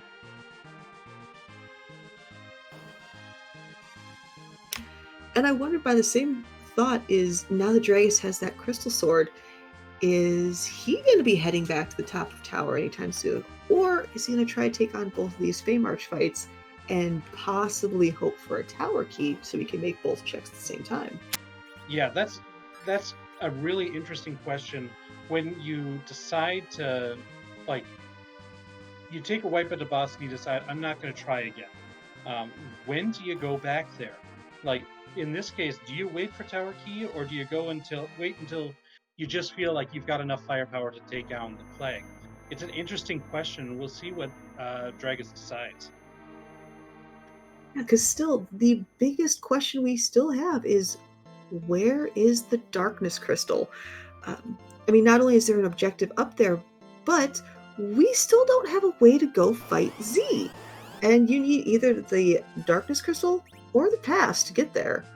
So there's still that big question hasn't been answered yet. And out of curiosity, did anybody check the mist cave? Because I've seen some very cheeky vanilla D mists recently. I don't believe either of our runners checked either the mist cave or the waterfall. That could be kind of hilarious if there was a demist in there that just happened to have a darkness crystal, or maybe a rock or a legend sword. Plague is actually another one of these fights that Eizan does have a little bit of an advantage by virtue of having Kane. Plague is a flying type enemy, and spears do extra damage against flying type enemies, and so that's going to be something that can really help out as well. And that was a perfectly timed refresh on that count. With all 4 of the people that still had that counter at 0, Eizan, give me some of your luck on that one, because that was fantastic. It's only a little bit better when just one other character dies before the reset, because then you just don't have to bother knocking a character out. I don't know. It's just, yeah, usually when I find zeros, as soon as like 3 out of the 4 are dead, it's like, oh, Plague goes, okay, now I can refresh that count. Now that you have to revive everybody else, it's like, thanks, I hate it. I think the one thing that is a bit difficult on Dragus's side now is Mylon's going to do a lot of lit ones. They shouldn't do a lot of damage. At this point in the game, like, Tella might take something, because Tella's just got very low stats. Oh, wow. Oh, go ahead. I missed it. The keyless tower play has paid off massively for Eizan. Plague had the darkness crystal. That is huge. So now Eizan will have access to the giant for a grind. We'll be able to go to the moon, not only for Threemus, but also to complete that, to conquer the vanilla white spear altar, which is the vanilla plague location. So has basically everything that we need in order to complete it. Has the party, has been rolling with a full party for quite a while. So yeah, this is going to be interesting. This is go. It's go mode for Eizan. No ifs, ands, or buts about it. So I would be surprised if Eizan did anything but that D fight or that D machine grind right now. This Mylon fight is getting really close for Dragus. The physical attacks, they were just too much. Once all the friends, Mylon does like lit one, punch, lit one, punch. And those punches there are super strong. Dragus in a bit of a conundrum now. Well, it does look like they're going to activate the pan, and they will be getting that Earth Crystal. So, given how their fights have been thus far, I wouldn't be surprised if Dragus immediately went to Tower of Zot or the Treasury. Hopefully they go to the Treasury, because that Crystal Gear will pay off so well for Dragus. I tend to agree with you there. Looks like Eizan is setting up a manipulation probably for a D machine grind here. Turned on the random encounters and now is counting steps. Going to figure out, according to a chart, after defeating this fight, how many other fights we need to take before we'll encounter the D machine in the giant. This is relatively new manipulation that we have, so because we have the can't run flag on, so you can't just take random encounters in the giant until you get it, because those fights are hard. Agreed. And it still fascinates me just how quickly with the can't run, how quickly they were able to find this Baron Manip. I mean, it was Simbu and there might have been one or two other people that helped with that, but just out of nowhere came that grind. Like, kudos for the witchcraft and wizardry. Kudos. I want to say it was Twisted Flax that worked on that, but Gotcha. Yeah, kudos to Simbu and Twisted Flax on this one. This is a fantastic manipulation. And I believe it also can work to a slightly different extent for Mac Giants as well. Yeah, there's a separate chart for the Mac Giants. If we didn't have Tella, then Mac Giants would probably be the preferred grind. I did see an Ogre Axe for sale somewhere there, taking advantage of the extra damage that they deal. Zeus gauntlets are important for defense in that too. So, and it is straight to the giant now for Eizan after setting up that manipulation. If everything went properly according to the manipulation, the only encounter Eizan should have in the giant is that D machine grind. Agreed.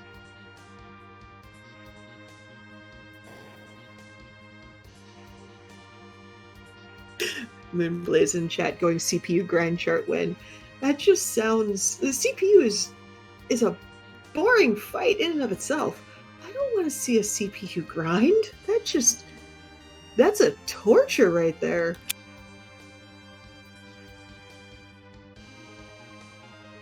CPU grind, Magus Sisters grind, Baigan grind. There's lots of options out there. Yeah, anytime combining bosses and EXP grinds, and I understand the concept of them, but I also have them in the category of I don't like it. I don't want to. Yeah.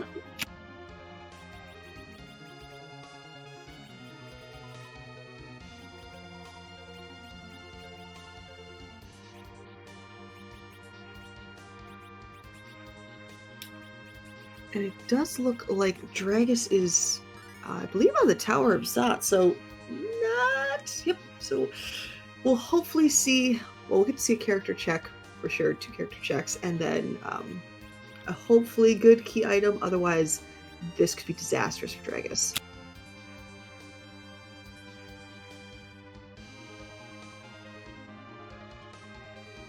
EizanTayama has turned advantage on. The first encounter is going to be the one that's hoping to get the Ascension and 2 Beamers. And it is, so that's great. Once, probably quick will come from Talon to that Beamers, and then the first one will come. If everything is good, it will be a Beamer team. If everything is not good, it will be a hit.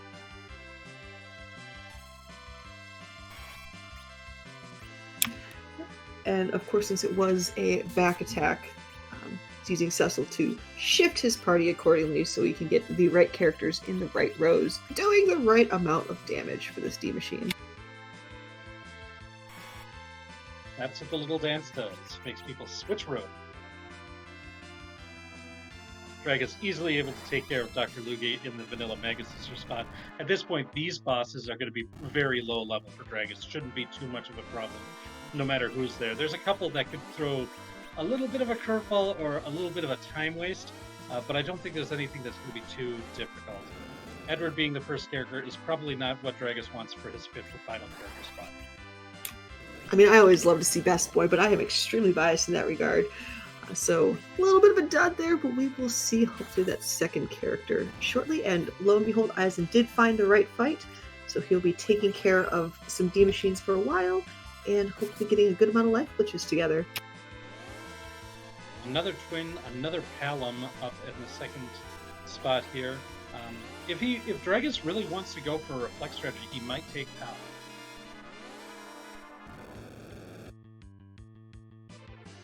and no to Palom. So still trying to... I'm curious to see what Dragus is going to select, or who Dragus is going to select for that fifth character. I agree. That's going to be a very interesting thing to keep an eye out for the rest of this race. And at the top of that, we have, in my opinion, the most bizarre-looking boss in the game with Antlion. Now, Antlion can be a little annoying if you use direct attacks against it, but in this case, Dragus just power overwhelmed it with the Crystal Sword, and we'll get to see that key item shortly. Yeah, I counter with it in general. If he attacks over and over, it gets scary even at this spot. But, I think you're fine either way. As it turns out, it didn't take any counters, but that's what Crystal Sword helps with. Yeah, and even, actually, I think they did see one counter. It hit, I believe, Palom, but it was only 100-some points of damage, so nothing too terrifying. But it looks like that key item is the rat tail, which is very interesting, because with the hook, Dragus is able to take that rat tail over and get a free key item check out of that one. It doesn't guarantee a key item, but they get to see what's there. And actually, looking where Dragus is going, we are going to find out who is in the Odin spot of this seed. And you can see this avoid like that one reset to Plague has really been, well, for lack of a better term, plaguing Dragus the rest of this seed, because that's kind of the direction that would point him where he needs to go in order to finish this. But he's going everywhere everywhere other than there, just trying to avoid going back to where he went before. And now he's going to have to fight the alt gauntlet. Yeah, in exchange for finding that crystal sword and that blue-robed water hag, we now have a grind of a different kind going on Dragus' screen with that alt gauntlet. So here's where we have to really hope for Dragus' benefit that there is something of value at this Odin throne. Otherwise, that's going to be a huge amount of time lost for Dragus.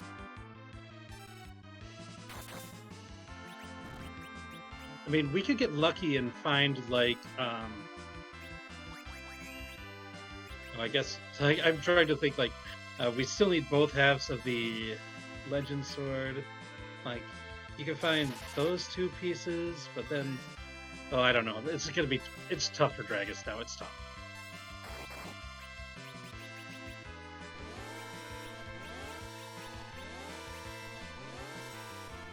Like, often I can come up with an idea in my head of how things can go really well for Dragus, and now I just think he needs to just go to tower. Like, hopefully this will give him tower key, which will point him back towards the tower. Yeah, that would be the very smart play. But yeah, the longer he avoids tower, the worse it's going to get. Because, yeah, with Eizan, you see, doing the grind, all they have to do is find out who's in that White Spear altar, and then it is, well, it might be some time to see some weird blue pieces of cloth on sticks. So, like I said, I hope for Dragus' benefit, the next stop is the top, or the keyless tower route. I think the seed's been really interesting overall. The first half of the seed, like all of the overworld stuff, was more or less linear. You were given that tell-up pretty early. You started off with the Dark Knight Cecil. Going to Mount Ordeals was a given. It ended up being a hook seed, and so doing all of that, Dragus seemed to have the edge because he was able to get through all that faster. But that's kind of when things started turning around. Eizan was able to defeat that Pale Dim and defeat that Flag on the first trip to both of those locations, and then he kind of caught up by going that route instead of the places where Dragus went. So it's a tale of two halves of the seed, really. And because I just noticed this, as cool and as awesome as it was to see the piggy dance on Eizan's screen, can we appreciate the darkness shades on Tella that was on that last fight? Because that was fantastic.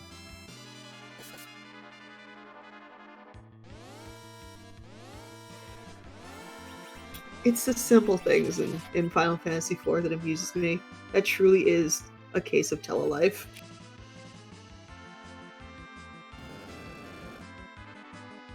I mean, he's already got like kind of the little mini glasses, but having him turn into shades. I love it. It's just the little eyebrows just above the sunglasses are Yes. just making it for me.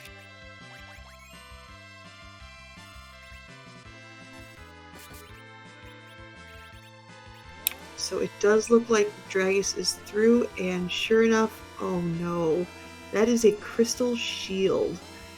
Great for cover, but again, nothing really pointing for him to go fight that plague again. Yeah, we'll see where he decides to go next.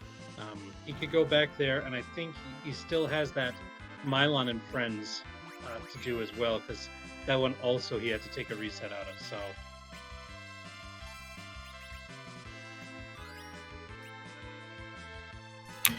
yeah, and as Zoe is pointing out in chat, when they eventually go to see plague, that's gonna be a hard pill to swallow for Dragus, seeing that darkness crystal right there. But we are doing a rat tail check, like I said before. This could be another key item. It very well could not be, but fingers crossed, especially with how many key items we have available. And this one is probably not what Dragus wanted to see in the form of a package.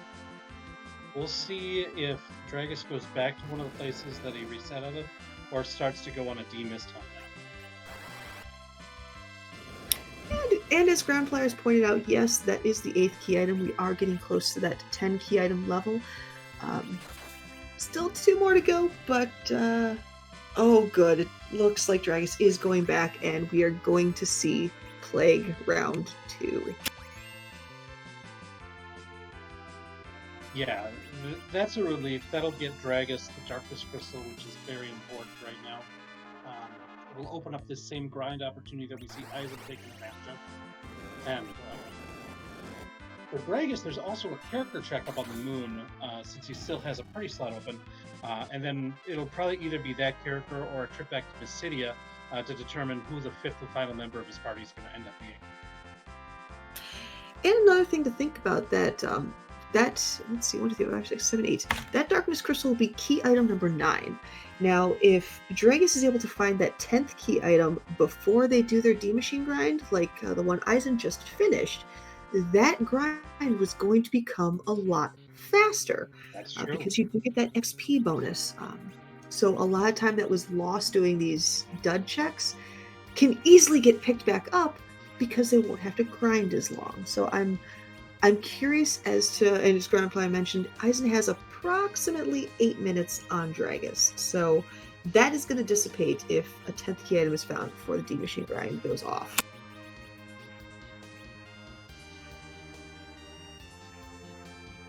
The grind is now complete.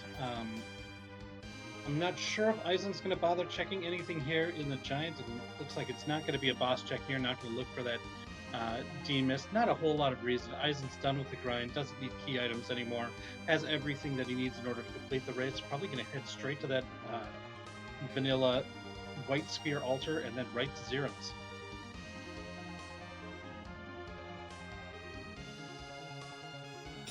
Now, what would be a rude boss at that White Spear altar?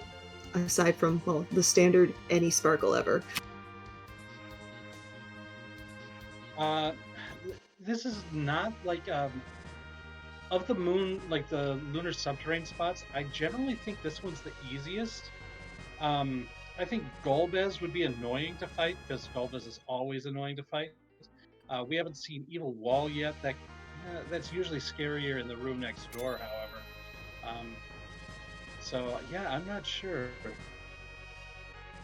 And plus, for Ground Flyer's sake, we always need to see a cheeky Evil Wall somewhere.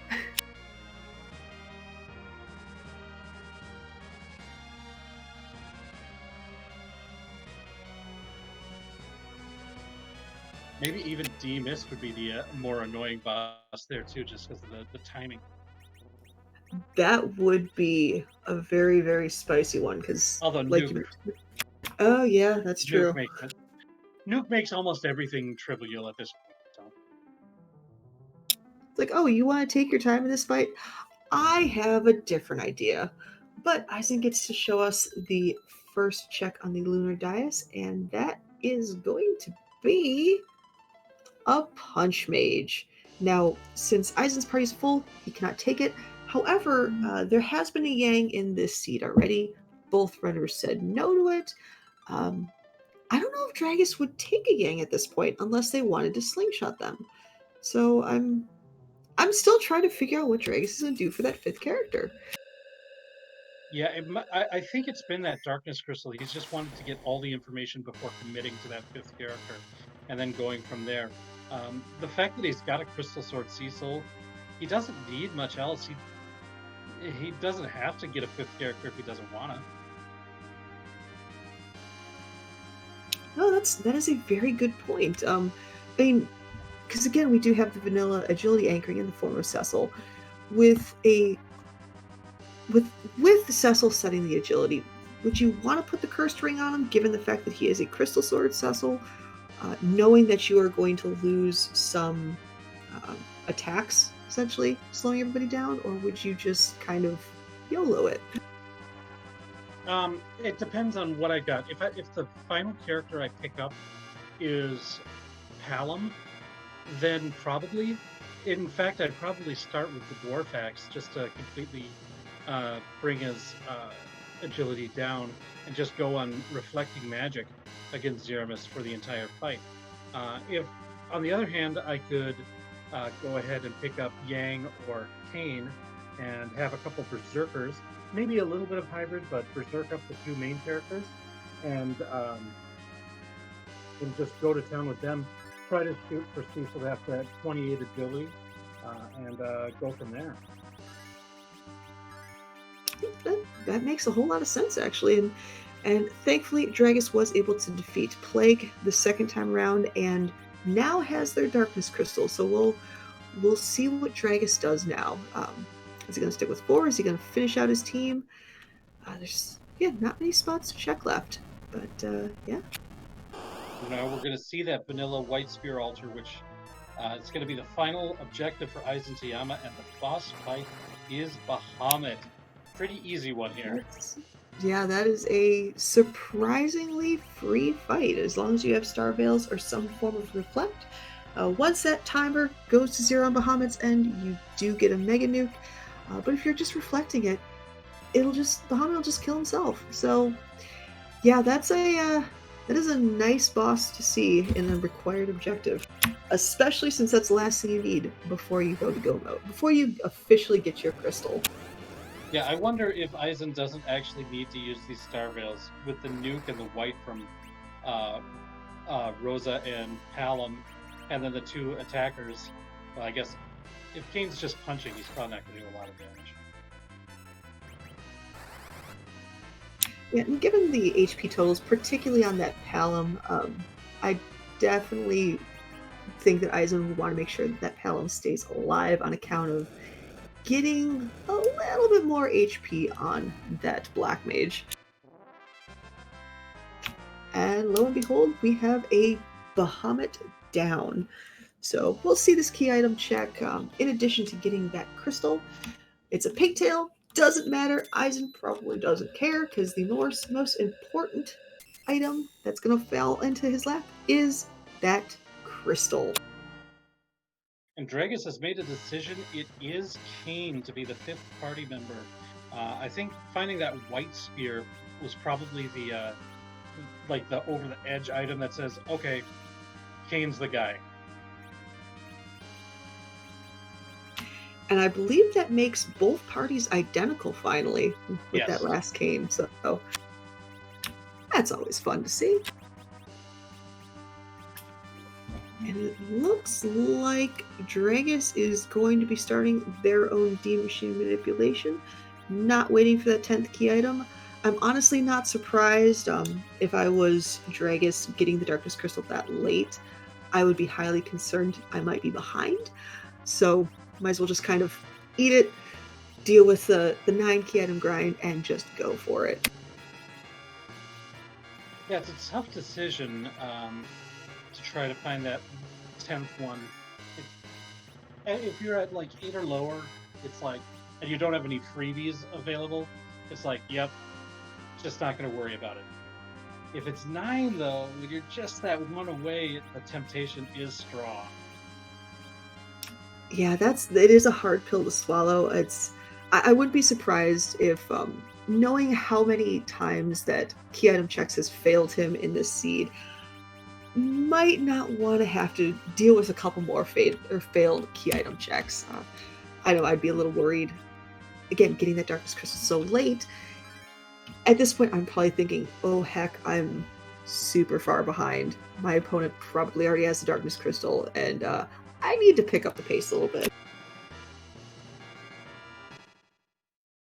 Well, it looks like Eizan is making the walk. He is going into the lunar core and is ready to go and fight Threemus. Now, the funny thing about Threemus is, unlike all those other bosses, we can't necessarily randomize it. We don't want to put Threemus in, oh, I don't know, the waterfall. That would just be annoying. So instead, what Scarlet Kitty and a few other amazing people have done is randomized what that final boss looks like, and I think that might have something to do with the weird have you gotten sleep pieces of cloth on sticks? What do you think? Yeah, it's time to ask that question. Whose butt are we going to kick tonight?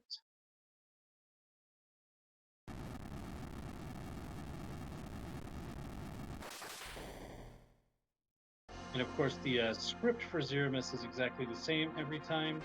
The appearance, however, is very much not the same.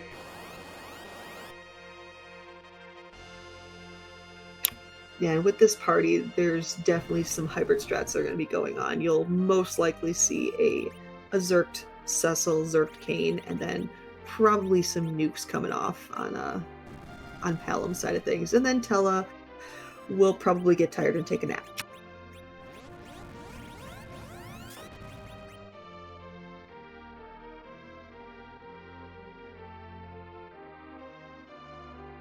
Yeah, setting up the Berserk is the most important stuff when you've got this Cecil Kane thing. Anything that Palam is able to do is going to be kind of gravy, I think. Oh, and we have a classic Tyson-mus. I forget who is the person in the free enterprise community that is always begging to see Tyson-mus. I really hope they're in chat right now. I don't know, but it's long been a favorite of mine since the very beginning that I've joined this community. So, and Scala is letting us know that it is Nitsky. So hopefully, Nitsky, you are in here, and you get to see your beloved Tyson-mus. well, unfortunately, counter nuke from Tyson-mus hitting Palam and one-shotting him. We'll see if we decide to devote a life 2 to bringing up Palam, or if we just say we've got Cecil and Kane. That's all I need. And it was mentioned a while ago in chat that with Z, you can defeat Z with a Cecil and a Rosa, the true power couple, and be done with it. It might take a little bit longer with fewer characters, but it is possible. And plus, Rosa does have to make sure that our two Zerkers are healed up, they're doing damage, and re-Zerk them when that black hole comes out. So I think for Eizan, he might want that black hole to come out sooner than later because, unfortunately, he never re-equipped Kane after that D-Machine fight. So we are sitting here with Kane just punching. I just noticed it myself. So yeah, that black hole is probably going to be the best thing that Eizan will see in this fight. Unfortunately, Dragus seemed to get the manipulation on the G-Machine wrong, got a single Mac Giant instead of the Searcher Beamer fight. Then he reset. I think if you reset, you have to re-manipulate. Yes, it's if you reset, you have to re-manipulate, and then if you, what is it? If you take another random encounter, you also have to remanipulate. I don't know how it is for like boss checks, but I know for those two things. Oh, it looks like he's foregoing the grind and just going straight to the moon instead. Might be checking to see if there's a boss as a way to get that 10th key item. And I mean, the nice thing for Dragus is knowing that the White Spear Altar does have a Bahamut, which is going to be a free fight. That gives the 10th key item, so that's going to speed up the D Machine and probably push Dragus into going for that grind one more time. Or on the other hand, they might just kind of do a boss grind on the moon. Able to now in battle, Berserk up Kane, got the reheal at the massive virus spell. He's been pretty good taking that run, doing a wonder, getting tons of HP even on Rosa. Been very nice for Eizan so far in this fight.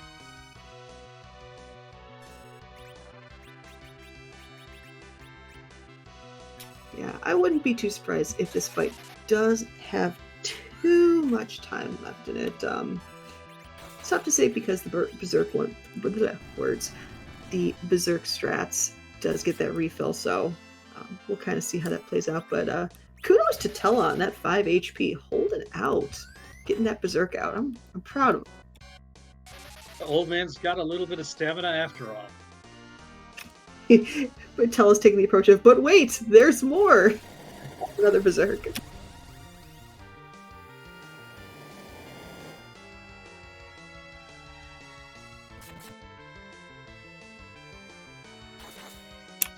And then Tella got tired. Yeah. It's often not long for the world when Big Bang comes up and you have a Tella standing up. Especially an unnerved one like that, and the someone does have to hold the void down, so I mean it is a very important role, and Tella didn't want to put all the burden on Palom. It's a good old man Tella.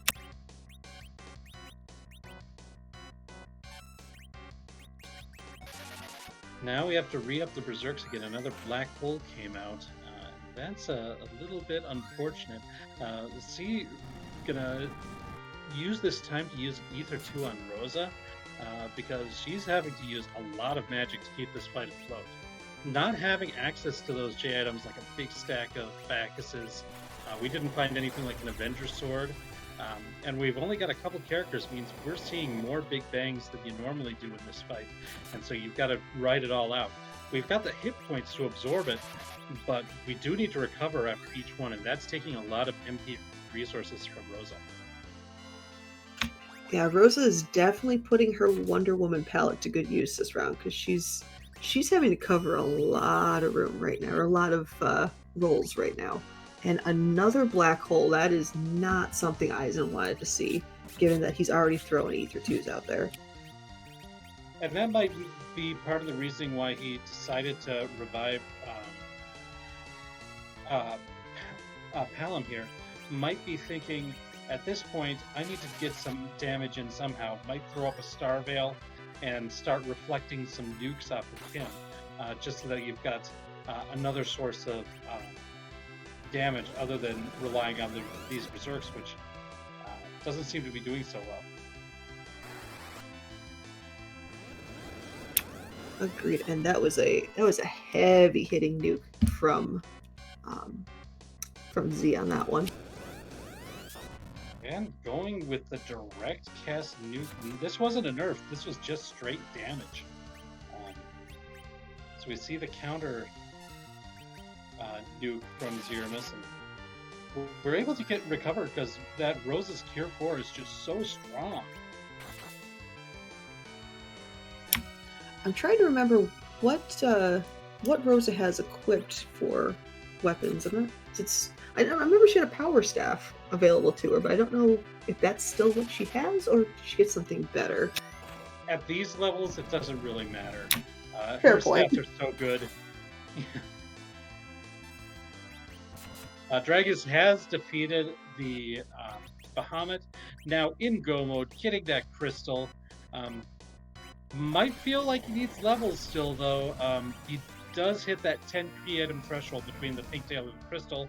I think that gets up to 11. So he's able to go, and yeah, he's exiting, gonna do a grind now.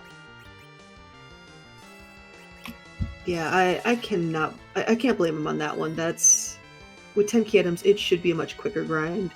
Just fingers crossed that the manipulation works properly this time.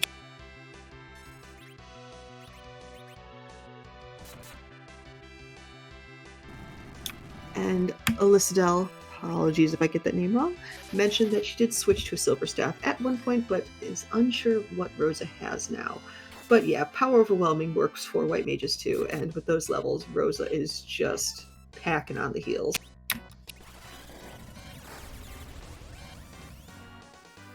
This has been a marathon of a fight for EizanTayama, getting through so many big bangs with these levels. It's just getting through to get to that final form where he throws the rocks and then ends it, and it just keeps going and going. See, he's switching to Tier 3. I think that's showing that he's running out of MP, but there's the rocks. And that means this fight is almost over for EizanTayama. Time to revive Old Man Tella.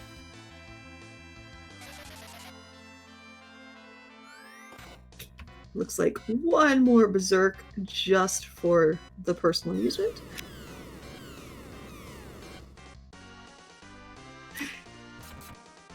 And good night, Tella.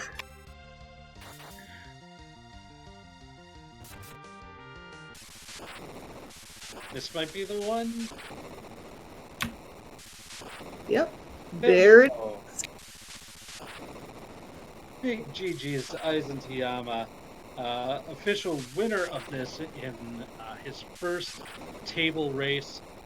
1 hour, 52 minutes, and 42 seconds. GG's to EizanTayama taking down Threemus. And hopefully at some point we will get EizanTayama. I cannot speak today. Hopefully we can get Eisen in for an interview in the near future. And I heard that note. It looks like Eisen is in the booth with us. Eisen, GG's on that bit of a marathon run. How did you feel? I feel pretty good, except for my strongest fights. About it. Yeah, the Threemus fight seemed to be going probably a little bit longer than you originally wanted. What can you tell us about that fight? Well, Cecil came short one level for getting the agility I wanted. And I shouldn't have used all my star veils on Bahamut. That kind of took Palom out of that fight. So that's why you didn't revive him right away, and why you threw the direct nuke on him. Yeah, and then also I never re-equipped the spear on Kane, so that one we did catch. We just figured you were just playing straight up Punch Out. Little Mac, Little Kane. Right. So this scene was a hook route, kind of funneled you into that elements fight, and then didn't really give you anything before that. What was your strategy? One thing that kind of really separated you and Dragus was you seemed to commit to characters earlier. Are there certain characters you're looking for, or what do you use to help you decide whether or not to have a character join your party? Well, picking Kane was pretty much, he was only my source of damage real early because I didn't find a black mage until that Palom showed up. And I kind of held out because I knew there was a second Cecil, but there was never really any weapon aside from my light sword. So. And you didn't think that was worth getting a second Cecil for? Well, I only had one spot left, and I took the Palom because I wanted the magic damage, but... Sure.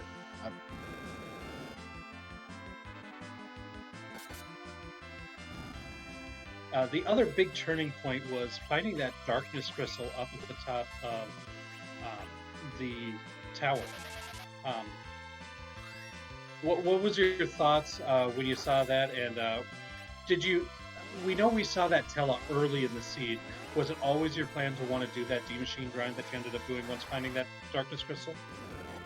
Yes, it was, and the tower was a funny thing because I had mentioned before the race that it was going to be a starting Cecil with a wyvern blocking progression, and I knew that moon boss was there, and I was like, it's going to be there, so that's why I went there. I was just lucky it was plague instead. Yeah. I learned I need to remember to unequip the curse ring from a Dark Knight Cecil too. Ah, so that's why you weren't using it in the second half. Oh, okay. That makes a lot more sense. Yeah. Well, this we haven't seen you in a while because you skipped the play-in rounds, but you've been doing great in this tournament so far. What are your thoughts on this event? It's pretty good. I think I still need to go around and practice on Mac Giant runs because I've only done 2, and that's not really a lot of practice on that. So I'm kind of lucky Tella showed up this year. Fair enough. Understandable. Well, did you have something, Asuka? I mean, yeah, the big thing is what are your thoughts on just the flags for the table round as opposed to the group round? I mean, you went 3-0 in the group stages, and now you are seeing a complete shift in slightly more difficult flags. Like, what are your initial thoughts at the beginning of this lunar table? I'm going to kind of miss it having an early edge, but this is kind of like when I think the first Zenith Zone when we had you only had 5 characters and you pretty much had to go through most of the game with only 3 anyway. So it's kind of reminded me of that. Well, did you have any final thoughts tonight? No, I just I wish Cecil would get that one more level, so I was kind of panicking there. Well, it was a tough fight because of that. Lots more big bangs than you wanted to see, but got through it valiantly, earned the win. Well done. GG's all around. And we'll be seeing you again real soon. All right, thanks. Have a good night. Take care. Take care. All right, that was our winner of tonight's race, EizanTayama. Go ahead and make sure to give both him and his opponent Dragus a follow. Putting on a great show tonight, seeing a lot of different things from both runners, different strategies. Some paid off, some didn't. That's the nature of randomizers, though, really. Yeah, truly, rando's gonna rando. I mean, sometimes you'll see some very, very linear seeds, and other times you'll see seeds like this where there's really nothing going on until, well, you find everything and it's suddenly go mode. And just, yeah, sometimes rabbit holes pay off, sometimes they don't. And unfortunately for Dragus, took one rabbit hole a little too many. That's one of those tough things. If you've got a boss and you wiped to them, and you do that reset, it's always going to be in your mind. What if it was there? What if it was there? What if it was there? In this case, unfortunately for Dragus, it was there. It's a very, very tough pill to swallow, seeing that not only is it's a key object, or it's a key item that you need for an objective, but one that's so crucial to the seed as a whole in the form of the darkness crystal. It opens up grinds, it opens up the Z fight. So much is behind that item, and knowing that you could have gotten it sooner if the fight had played out better, it's rough, and it could very easily put somebody on tilt just seeing that when they did. Looks like Eisen's going to give us a treat, and we've got some music. And we've got Aerith's theme from Final Fantasy VII, a classic song.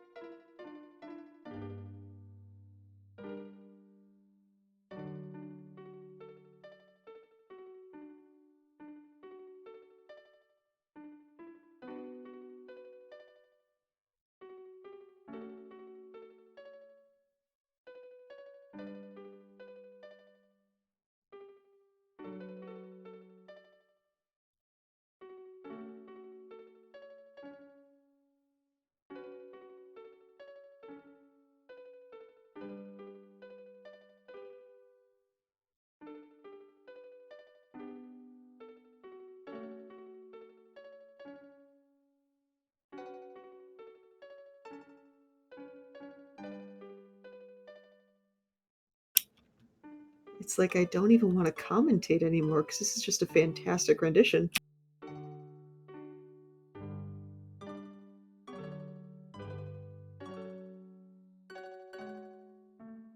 Well, as Dragus is heading down the lunar core, gonna be try to avoid the uppercuts of Mike Tyson. Once again, want to give a shout out to our restreamer Zoe Vermillion tonight and our tracker Ground Flyer. Without them, we don't have a show to put on. So big shout outs there. Also, want to shout out specifically Scala Kitty, who's been helping with basically anything that you need help with in this entire event. She's been around, and everybody who's on the admin team for making this event such a success so far.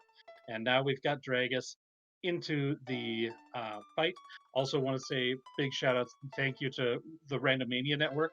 We've been just great partners, been able to provide so many more races because of their help as well.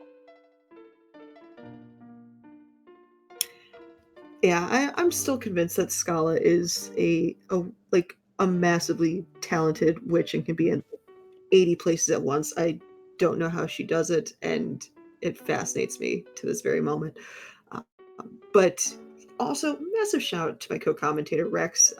You're fantastic at commentary. You're a fantastic interviewer, and me being fairly new to comms, it's nice to get paired up with someone like you that I could just kind of rely on and listen to some fantastic dulcet tones. Oh, well, thank you. It does make me happy to know that people enjoy me doing just this because this is what I like to do. So that's a nice thing. Now, another nice thing would be if Dragus has no problem in this Tysimus fight and just knocks the mean boxer out. Yeah, that crystal sword is going to be doing a lot of damage. Yeah. Especially once that Cecil is zerked. I'm not sure if he is yet or not, but yeah, this is going to be a lot faster of a Z fight. Well, there's a lot more power that's able to be brought out because we have both the white spear and the crystal sword. I don't think he leveled up Palom all the way to nuke, but I don't think he's relying on that. These two melee fighters are going to be basically what we need in order to defeat this. And I think Dragus might have set his agility a little bit better than Eizan is, because this fight's been going really smooth so far.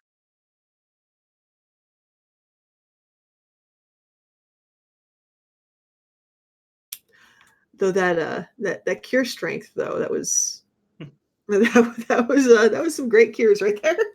That's actually a more nuanced play than you might think. Hey. The little HP leak that comes from the big bangs can be recovered of that, and that in some cases can be the difference between somebody living and dying on a big bang, depending on the role. I mean, it's a luck thing, but it's kind of mitigating that HP leak if you've got the extra turn, and it doesn't take a lot of each MP to do it. So I kind of like that play.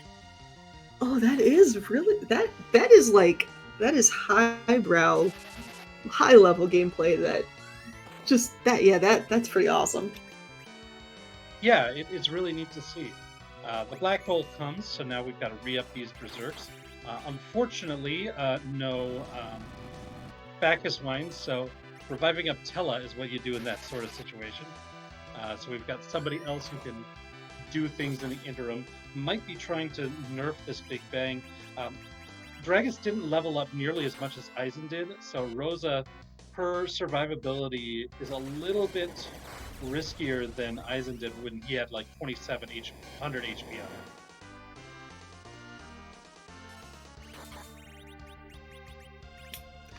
Agreed, and thankfully that was a fairly low-level unnerfed Big Bang on Rosa, still giving you plenty of HP to work with.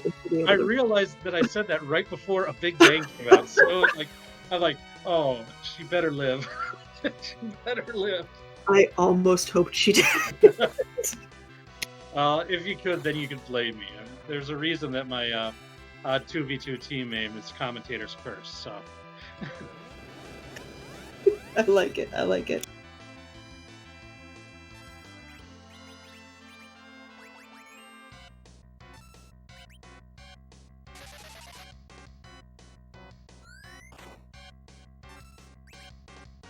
And so far, in a pretty good rhythm for this fight is Dragus.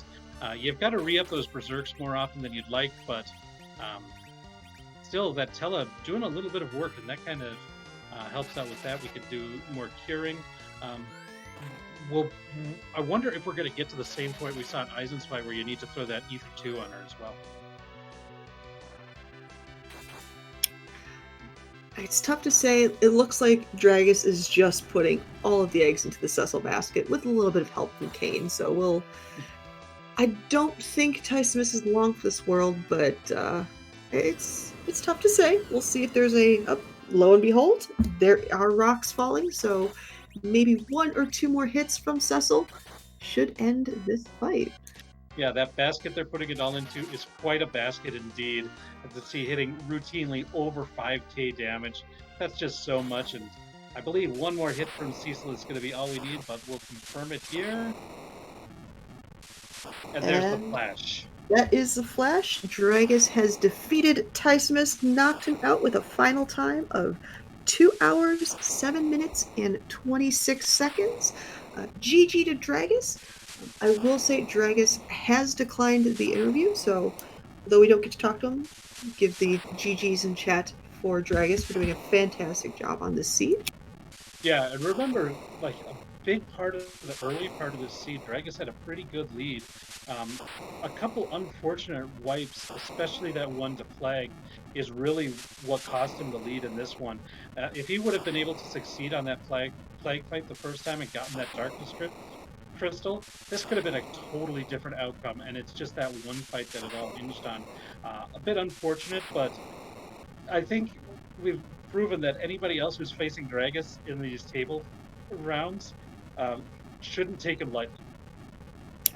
Absolutely not. I mean, every single person in the table round is, well, terrifying in their own right.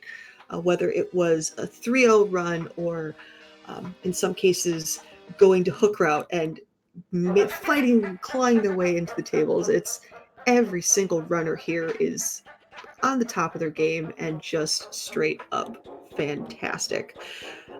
But looking at the final screen, it looks like our match is officially done for the day. I did want to talk about, we have 3 matches scheduled for restreaming purposes tomorrow.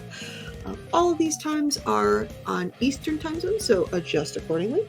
But we have 2 being restreamed at, looks like 9 o'clock p.m. Eastern.